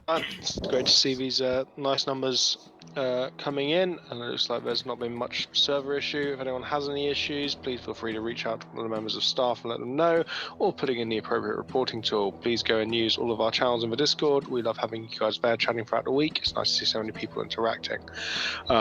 If you are RSVP'd for the North American event, that starts in just shy of an hour and 55 minutes time. And we look forward to seeing you all again next week. Let's have our briefing. Basebeard. This is a lovely drunk beard mission. You're going to be looking at 1 kilometer walk distance to the objectives. This map is barren, usually, so this is entirely custom composition. I did not mark the buildings on the map that I have placed for the excitement of not knowing. You guys can't see where each other spawn, but you are all equal distance to the terminals. I even measured it, just to be sure. You guys are playing as, if you're Blue 4, you're the UK, with UK kits. You're playing as sort of like a PMC, sort of training day type getup. Independent are the French, wearing almost like their tiger stripe type getup. And Op 4 are playing as the Chinese. You have kits such as the VHS for Op 4. So you guys are running like the Chinese, like AKs or some shit, whatever they are. They're weird guns. I believe UK is running the Scar, and Independent is running the G36. Inside the middle of the map, Terminal 1, 2, and 3, is one huge giant fob. It is raining, view distance is poor, PID is going to be key, so jokes on everyone who decided MMG gunners wouldn't be worth it, and sorry marksman. This is going to be a bloodbath, just to warn you guys. It's almost fitting, it's going to be the last round. That is pretty much it. Any questions? It's raining in the desert? Yes, it is. It does rain in the desert, to be fair. How do you think trees... Right. Right. Thank you. I'm scrolling up right now, just getting casting couch again. All right, so 3-way fight. I don't really think Green 4 is equidistant here. Like, I was doing some hand measurements, and I didn't really like what I saw, but that is A-okay. It is raining in the desert. It's a little dark going into morning. We got Blue 4 set up right here. Barb is still down there. I'm not sure if he's drunk or not. I might solo shoutcast this one if he's too drunk, because he gets very abrasive, but... Alright, Blue 4 are the US kits. They got a single marksman. It's basically platoon versus platoon versus platoon at this point. But Blue 4 have 20-round scars. Alright. Otherwise, no, they are the UK kits, because they got the UK helmets on. So that's interesting that they have that's a mix of weapons. No? Okay, yeah, so no, it's a standard SCAR system. Team leaders and stuff have the 5.56 with the 203 launchers and stuff, but they're playing as the UK. I believe he said Op 4 was the Chinese. Let's have a look at them real quick. They're going to be rocking... Those are the... Are those the Czech 5.56 guns?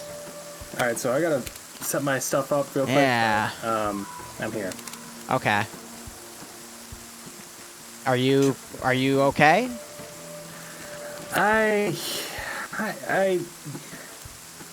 yes, but you know, Honestly, though, I am good. Just Okay. I'll just be a minute. Go ahead and start talking, and I'll be Okay. back. I'll be here in like 5 minutes. All right. Anyway, yeah, just a little bit of kit bashing for the Chinese. They're not using the Kabitas, or Kabatis, however the hell you'd say them, but they're using 5.56. Katiba. Yeah, it's not the Katibas, though. But they do have laws. I did see 240 Bravos with them and 249s as well, so that's all mirrored. Where is the Marksman, though? What gun does he have? He also has a Mark 11. So that's interesting enough. Looking at Green 4, real quick. Rossi, thanks for the 10 gift subs, my man. If you got a sub from Rossi, make sure you thank him. But otherwise, I hope you keep enjoying the operations, man. Hope you're getting a kick out of this FNF stream. I hope you keep enjoying everything. You're staying safe on COVID, man. But anyway, going to Green 4, they have G36Ks. So why does Blue 4 have 7.62 scars then? Like, I feel like Blue 4 should also have 5.56. That's, in a mirror match here, that gives Blue 4 a distinct advantage off the bat. So that's weird. Unless they re-scripted it, but they generally don't. But I don't know. We'll have to see how that goes, because 7.62, it does more damage than 5.56. It has a smaller magazine, though, but if you wanted to keep this a neutral sector three-way fight, I don't know why that would be the case. But anyway, with this being terminals, I think the terminals act as the sectors instead. So when the terminals are captured, they start picking up on the points. So Yeah, it's gonna be an interesting thing to see, having it just having it be an actual like. So when I used to play Airsoft a lot, there was, you know, a three-way capture the flag thing that operated very similar to this. You know, you capture a point, whether, you know, in this case terminals. It works out in theory. We'll see how well it works in actuality, though. But yes. Looking at the terrain, though, coming up, Green 4 and Blue 4 have some direct lines here. Op 4 has kind of some low ground to work with to get right on top of the position here. But I would say Blue 4 also has kind of the best approach, because they got some nice roaming hills here and then some low ground to come up. So that's interesting. Green 4, though, they also have a pretty good approach. It's just pretty thin, so they could easily get, like, boxed in. But they also have a bit of a slope going up over their defensive line to get in. So I don't know. I mean, it's as even as you can get. It's just weird how Blue 4 has 20 round 7.62 where the other two sides have 5.56. So, all things considered. The lighting will probably stay the same, so it'll be a bit on the low light mode. Again, this is a 1 life round.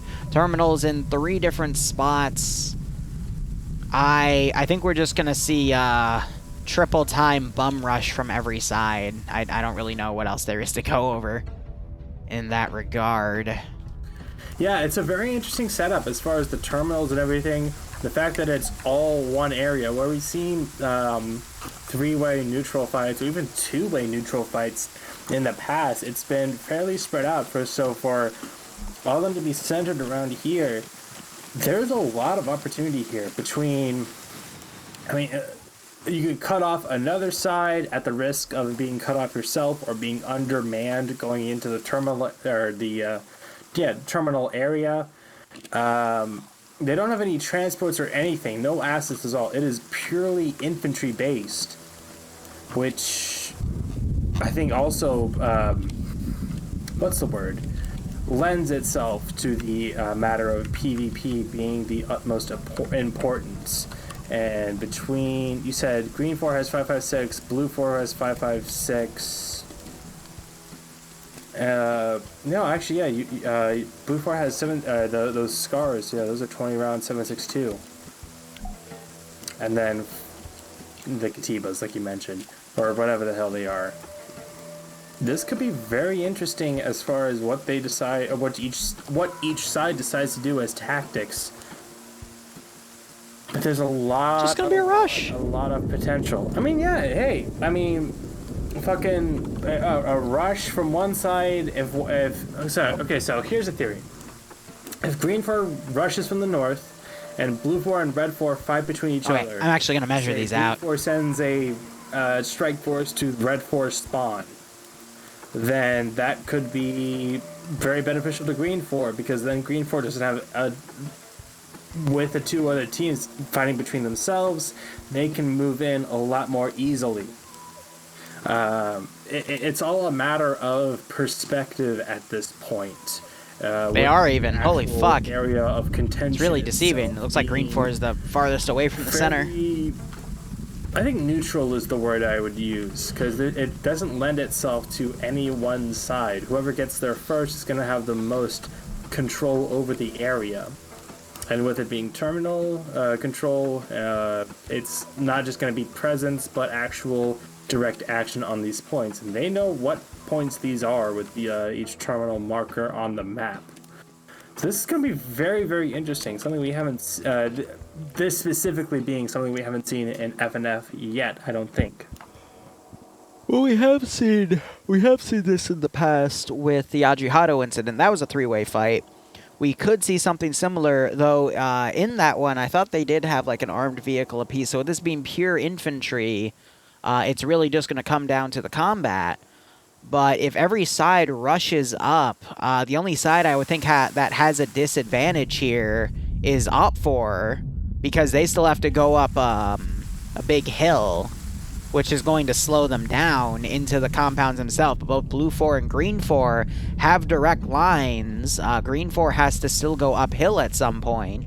But Blue 4, they've got a lot of like little roaming hills going in. So I'm not sure. I think Blue 4, again, with having a gun advantage, also has a slight a maneuver advantage into this AO. But we'll have to see, because if every side, let's say it's even, every side is going to have to sprint less than a click into the AO. That's going to wreck all of their stamina. And then they're going to do CQB while their guns are doing the infinity symbol, because that's how the weapon sway works. And I think it's going to be a little luck-based at that point, because you can't properly hold your breath at that point to aim proper. But we'll have to see. I'm sorry, I'm going to need to back up. What do you mean by infinity symbol? Do you mean? Have you never traced the weapon sway? It does an infinity symbol. Yeah. Okay, so I thought that's what you meant, but I just wanted to be clear. So that is the pattern that it goes on. I don't know if it's the fucking bleach I'm smelling or what, but I got confused by that. Do other people not call it the infinity symbol for weapon sway? Well, I don't think most people get to that point as far as weapon sway. You know, Shui? Yeah, why are you mixing bleach and alcohol? That's really bad. No, I'm huffing bleach because I want my brain to be fucking deleted after the last round of FNF. Don't mix bleach and alcohol. That's bad, Barbarian, okay? And we somewhat care about you. Somewhat. Oh, that's the highest compliment I think you've ever given me, apart from being the sole reason why the Shenanigans channel is going strong. You're not Ems. And I'm not Outcast either. Outcast hasn't done anything. Why are we on this topic? I don't know, but thank you. Who was it? Hold on. You okay? I gotta find this. Hold on. Thank you. I don't think he's okay. This is 50 for tipping me $50. That will pay for the shirt that I ruined with wine. Thank you very much. Are you genuinely okay right now? Like, do you want to go take a break? I'll say that I don't want to take a break, but I don't know that I'm okay. What's wrong? Because we've covered everything in the round here. I mean, there's no setup because there's no vehicles. It's just going to be a sprint. So what's wrong? We still got like 4 minutes. I mean, like you and me talked. It's been a very emotional week. I'm a fucking roller coaster to begin with. Look, Barb. Yeah, go ahead. You got a job. Yes. You have side work set up. It's during COVID, which means it's good. And you told me based off the nature of the job, it's going to be a lot of long distance stuff. So you're fine. Okay?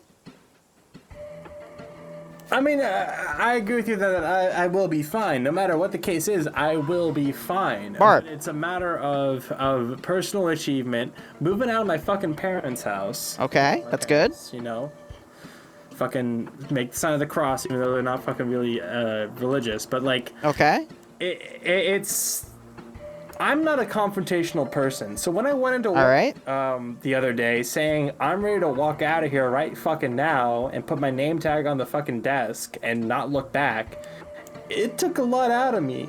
And so that combined with the story of Cyberpunk 2077, which I have binged for the past day and a half, it's been a trip. It's been a real fucking trip. And I mean that in the best way. Like, between you've supported me, M's, Outcast, KJ, they've all supported me. It's been great.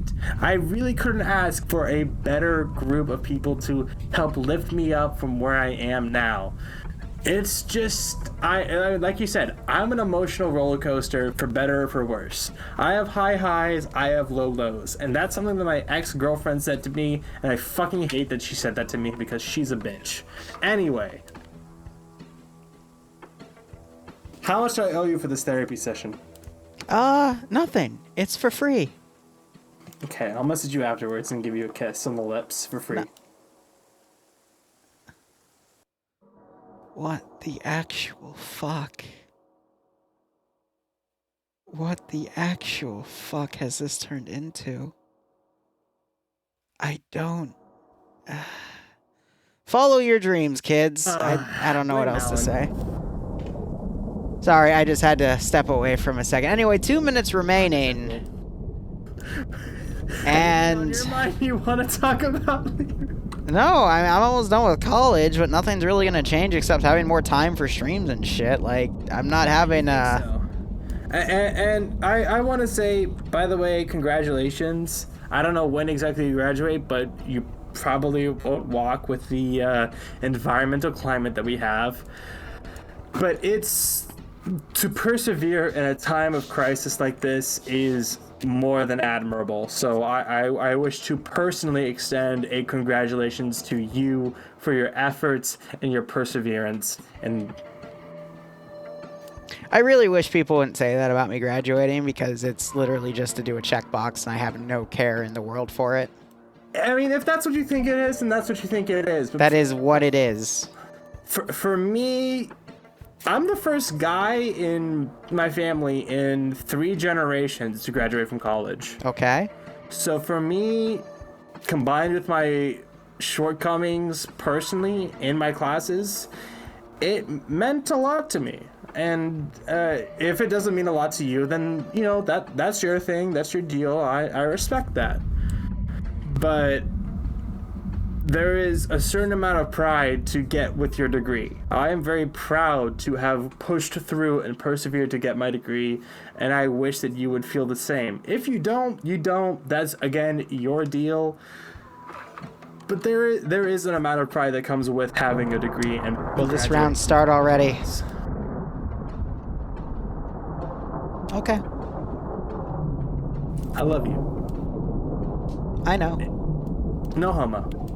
Rounds begun. All right, we've got Op4 All right, what we got? charging in. They've got 1 2-man team going off to the side. That's Moxie Bryn. He is the marksman for Platoon 1 HQ, so they're probably going to try to get a flank around on Blue 4. Meanwhile, Blue 4 appears to be going in 3 separate groups here. 1 directly to the AO, 1 to cover the distance between Blue 4 and Independent, and Alpha going to cover the distance between Blue 4 and Op 4. Op 4 is appearing to just go all in here, similar to Green 4, but without that 1 marksman team to come around.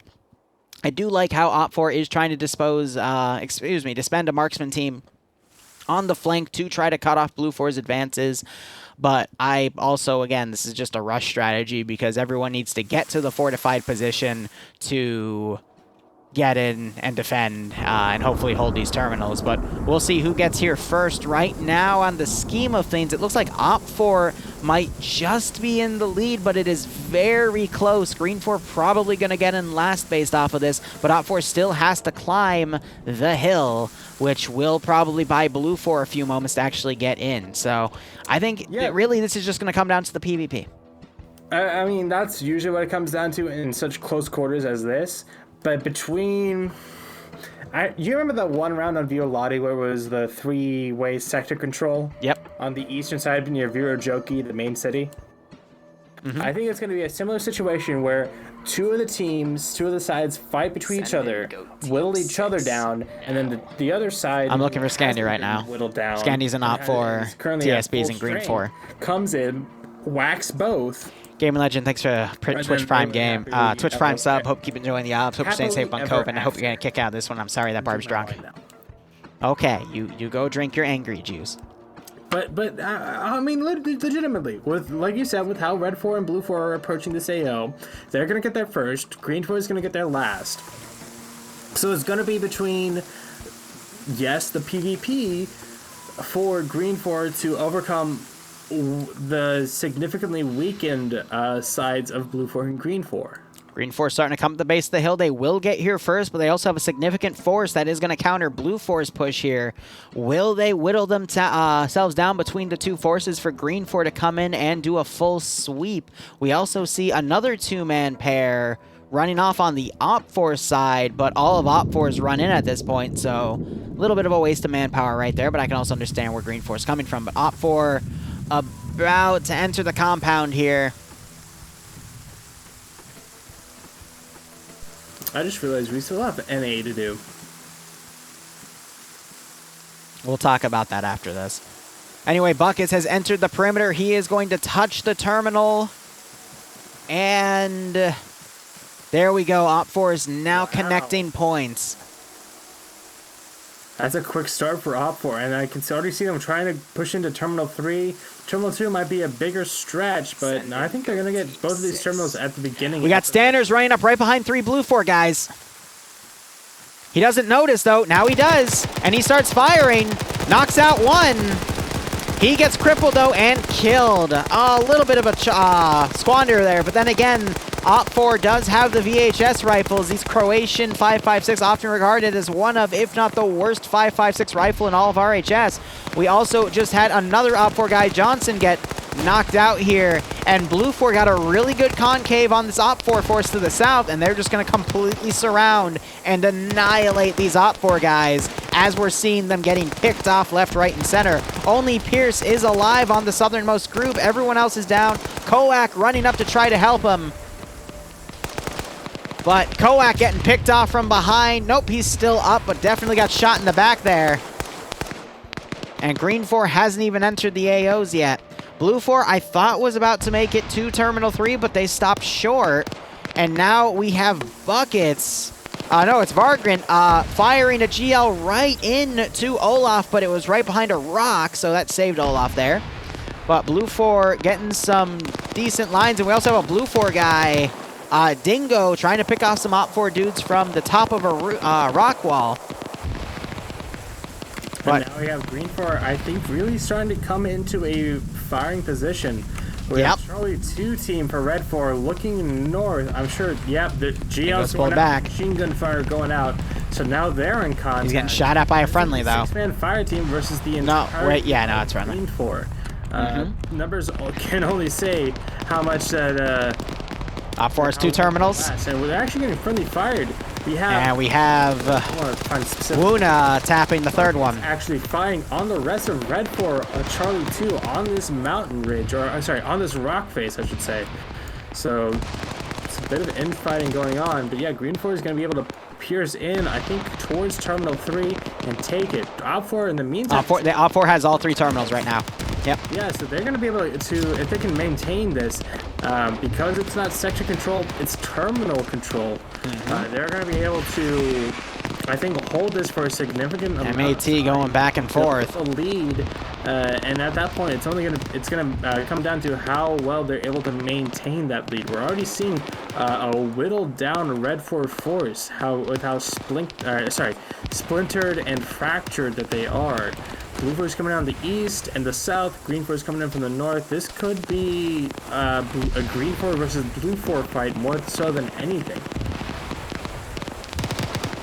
I'm doing a quick countdown for myself here. 24, 25. 25, 26, We actually 27, have a couple of 28, beautiful guys 29, on very far 30, flanks. We have 31, Grab and SL 32, Dream on the northwest 3, flank, 34, and then Moxie and 5, Flex on the northeast 36. flank. So it looks like they're going to try and poke holes, or at least cause some confusion in the sides of both Red 4 and Green 4. We'll see how well that works out. All right, so we have some Op 4 stragglers to the south. Blue 4 closed their southern force a bit too quickly here. You see that with Alpha 1 trying to close behind where Op 4's advance was, but there were still a few Op 4 guys alive, and they are doing some heavy harassment among Blue 4, but Koak just got knocked out. However, Pierce was able to knock out a Blue 4 guy. Every 40-ish seconds, give or take, is when the points count up. So mathematically, 87 divided, okay, well now 84 divided by 3 times 40 would tell you the amount of seconds Op 4 needs to hold all 3 terminals to win, which it's going to be a little while. It's at least going to be 10 minutes. Yeah, and I think one army fighting off 2 armies is a losing battle to begin with. So the fact that they've held these 3 terminals is a great start, but I don't think they're going to last. Righto, Game, thanks for dropping by. I mean, hope you enjoyed the stream. If you think differently, I'm happy to hear it. So what I think is going to happen is Op 4 and Blue 4 are going to whittle each other down. Op 4 also dealing with some of these Green 4 guys who are staying out and about on the, just outside the AO. But if Blue 4 comes in, shoots the Op 4 guys defending in the back, then Green 4 can just come in and sweep everything, but they have to time this properly. Because if they don't, then Op 4 could easily just control all 3 terminals, but I think they're about to lose Terminal 2 because we got Blue 4 pushing in and there's only 1 defender. Yeah, that's what's so quirky about it being terminal defense. Usually you only see a neutral sector, attack defend, 2-way or 3-way. It is, you hold the sector, you gain points. But it is very... Ring almost just got picked off. One team has to go up and touch the terminal itself to start getting points for their side, and Op 4 still controls all 3 of them. Yeah, so we got some Blue 4 guys now firing in the rear of the Green 4 defense group for Op 4. So, put in better terms, the guys that are firing at Green 4 from Op 4 getting shot in the back by Blue 4.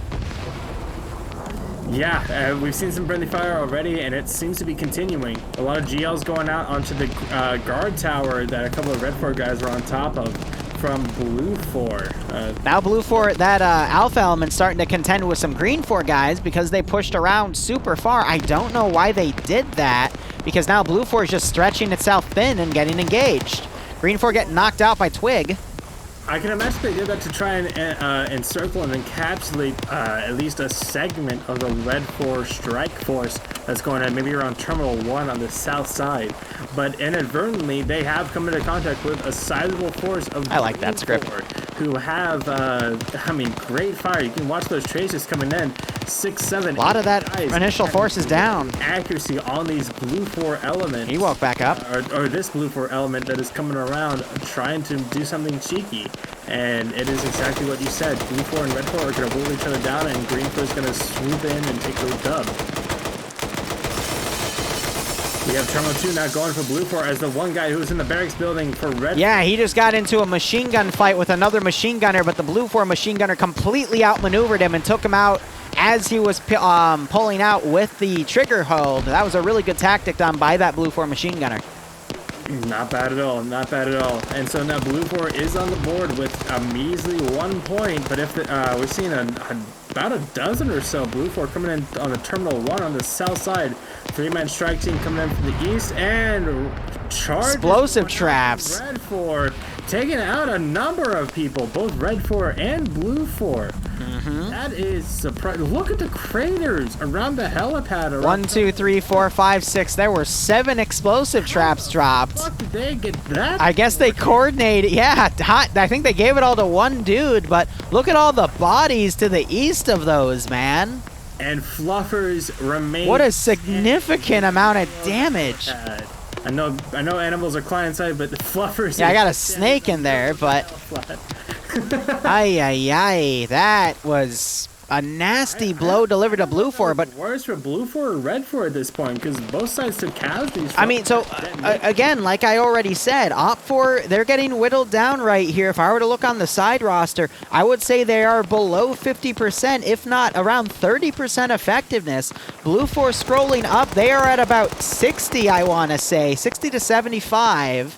But Green 4, holding this out, they're still at about 95% effectiveness since they only have 2 skulls. Yeah, they're going to be the force to really contend with. I doubt it's ever going to happen, but I would love to see Blue 4 and Red 4 almost, do a little ceasefire between each other to focus on the... You're not going to see that, man. I know, but I can hope. I can dream. But it really does seem like if the infighting continues, that Green 4 will be... I like seeing good explosive traps, damn right. We're seeing some... Yeah, what? Naps just absolutely fucking friendly fired someone. Who the fuck was that? Nice. Yeah, he absolutely domed Nemesis, so... that is cosmic justice for him running you over. Nemesis didn't run her over, though. It was DeVincer. Whatever. They're all the fucking same. They're no! All or Dutch or something. And I don't fucking know. Bruh. I'm half only saying that. Naf's on -1 point, but... saying that because it's true. But Nafs is now pretty much the sole... Twig King getting grenadiered here. Holding up against both Blue 4 and Green 4. Ooh, he almost woke back up and got noticed by Blue 4 and picked off. Op 4 down to 1, 2, 3, 4 guys up. Blue 4 still has a good chunk of people up, but I think Op 4, they're only a third of the way through with those points, and with 4 guys to defend against how massive Blue 4 and Independence forces are. Yeah, Red 4 got the short end of the stick with this, being encapsulated between Green 4 and Blue 4, so they're going to be wiped out first, and then it's going to come down to Blue 4 and Green 4 fighting between each other. Red 4 was able to get a decent lead. We have 6 to 37 with a cap limit of 100 points for all 3 of these terminals. But Naps has run into here. Red 4's rush is going to be short-lived. If he were to come out, he could get 2 free kills, but I don't think he knows that they're there. He has to hear that medical, though. Otherwise, we have a massive Green 4 force coming in on the west side. Blue 4 just started shooting at an Op 4 guy right there. Green 4. Op 4 down to 3 people. Some stragglers for Blue 4 on the rock ridges to their south, and then push in, take Terminal 3, take Terminal 1. And as I say that, Terminal 3 has been taken by Paladin for Ind4, so that is going to be Ind4 coming in onto the board with only Dipra and Olaf to really contest it. As well he as could hide in there for a while. Naf's being completely ignored by Nordy and Edwin. Yeah, he's hiding in a position. I was thinking he could like hide in there for a little bit, but yeah, no, he's going to get some headshots. 1 tap. He doesn't hit the other guy to his left, though. He looked at him, and then he quickly falls back. And vaults in. Deals with him. Oh! This is the magic of a 3-way fight. So now Naz is venging himself. Olaf was getting shot at by a friendly there, though.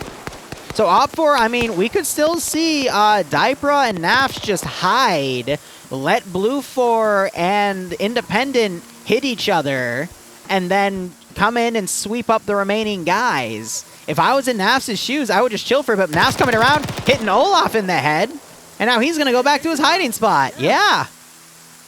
So he's making up for shooting them, but not we bad, could... He's not going to be able to get back into his hiding spot from this side of the wall.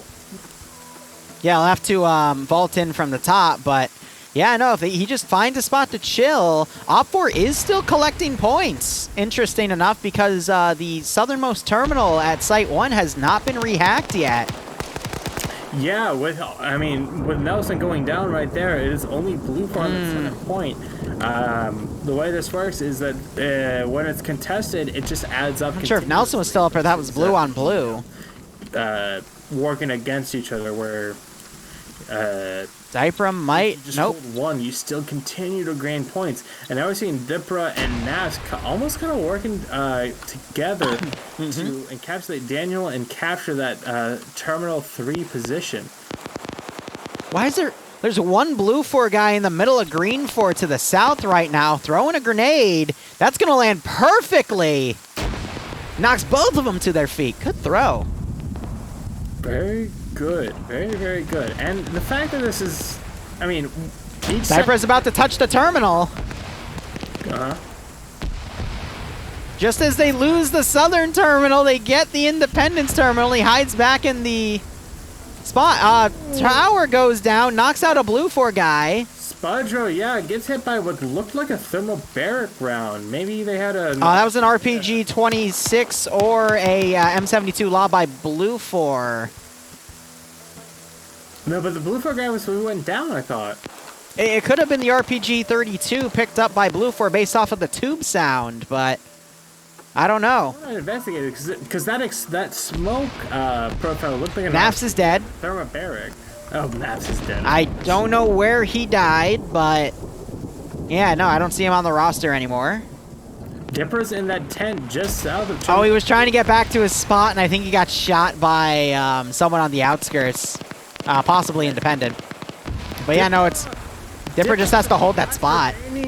Dipper is the last remaining Red 4 player alive. He has a 249. That's the best gun to work with stuff like this. And now you've got Independent contending with Blue 4, but the numbers look pretty even, if not slightly in Green 4's favor. But Blue 4 has a defensive posture.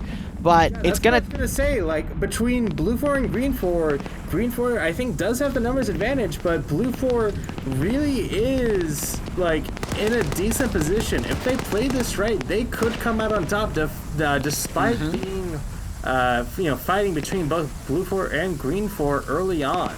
I think Blue 4 does have a decent chance to win this. We'll see how they play it. Another thing to note is Green 4 has their marksman way in reserve right now. I guess they were just trying to see if they could pick off anybody, but they're eventually going to come into play here.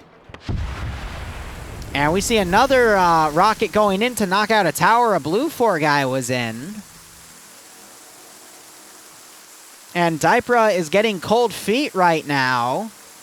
But he needs to just kind of chill in that tent and let his prey come to him. Meanwhile, on the north side, we have Money and... Who's this other guy? Money and Clown coming on the, onto Terminal 3 along with Vonk. We have the Red 4 guy, who's Dipra, taking out... Dipra gets a pickoff, but gets shot through the tent by Clown, because that canvas is by no means bulletproof. And so he actually gets 2 down because of it. But Clown is going to be the one who lives. We could still see Dipra is dead. Nope, yep, he does. All right. 4 eliminated entirely. Yep. So they still control Terminal 3, but yeah, Clown sees to that, and now Rory pulling around trying to get a pick off, gets one. Bright, but and now Fakia here trying to knock out points on the board and no more. So now it's literally just Independent. Green 4, like we said, has that numbers advantage. And Blue 4 really does have the Major position. Khan coming up, getting another knockout here. See them winning this out. But it's going to take a lot of smart plays and cunning strategy to take care Grenades of being the thrown. superior Green 4 numbers. Green 4 has a 2-to-1 player ratio on Blue 4 right now. Lord almighty. Ooh. We just had Independent, solo guy tried to make it on Terminal 2, but he gets picked off by 2 Blue 4 guys, and now more Independent shooters on pads and his buddy at Terminal 2 there. But Apuva coming behind that Green 4 group of Cholt and Devincer. He's kind of in between all the lines. We'll see what he's able to do.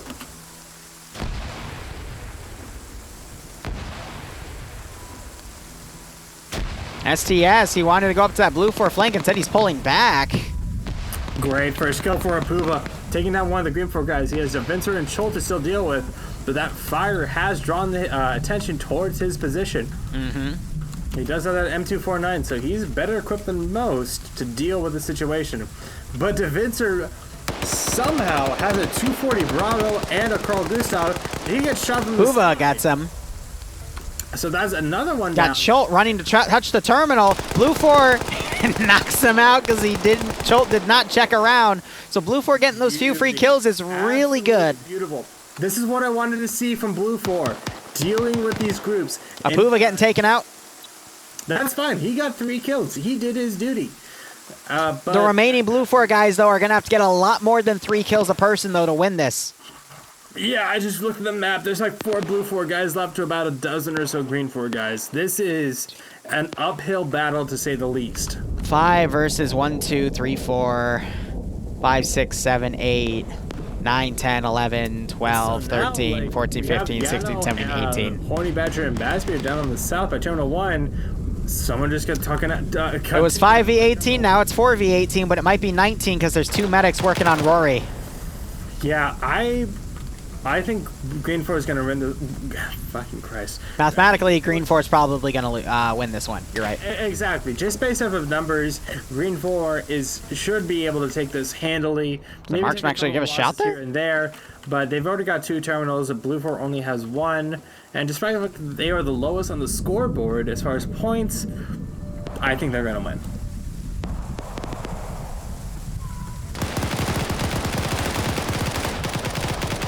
Oh my god. Did you just see what Lucius did? One of the Blue 4 guys was playing dead and Lucius was able to double tap them both. Hot damn. It is now 2v18 or so. Well, that's the thing with playing dead is that, we started like recognizing that a week, maybe 2 weeks ago. And by calling that out, just at that low prone position, I'm sure people have gone back, analyzed their own studied it, what they've done. Yeah, exactly. Studied it, and now they recognize it. They may not be looking out for it exactly, but they can recognize it at least. And now like getting shot by an independent marksman, but that is actually an independent guy who has taken. No, it is the independent platoon 1 marksman. Green 4 wins this easy. Yep, we just had someone get knocked out in a bunker. And now it's all left to Pads. Whole left to Blade, who is already under fire.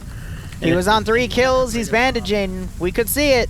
Come on, Blade. Channel your inner Audrey Hotto. How many kills is he on? He's on 3 kills, which means if he gets 4, 5, 6, 7, 8, 9, 10, 11, 12, 13, 14, 15, 16, 17, 18, 19, 20, 21, he could on paper beat Audrey Hotto's record, but it would just be a tie. But then again, if he gets some double taps, he could beat Audrey Hotto's record if he kills everyone. And he does have a machine gun. He does have a machine gun. This is probably the best opportunity and scenario that I've seen in a while. Independent just spotted him, though, but he darts left. And he knocks out a squad leader. Oh, here comes into... Oh, wait. Oh, there we go. Yeah. Yeah, do it. Get him. Get him. No. Wake up. Wake up. You gotta wake up, man. Wake up, Samurai. Wake the fuck up. Wake up, Samurai. Come on. It's literally down to him. We have this Bravo 1 group on the south side of Blade's position from Green 4. They're coming around. Some more guys after the flip. Where's my ace heal command? Come on. Liru, you're not supposed to divulge that. Channel 2 is connected to N4. N4 now has... Oh, no, he's dead. He's dead. All right, that's GG. That is GG. And like we kind of predicted, Green 4 taking this because they were the last group to really get into the fight. Op 4 rushed in, tried to take all the terminals and hold it, but they, just because of numbers, they weren't able to hold it effectively. Blue 4 did a decent job trying to hold what they could. And there's the last Blue 4 guy bleeding out, and it should be called any second now that Blue 4 is eliminated. Yeah, and we'll be back in an hour and 15 for NA. 3 more rounds of PvP.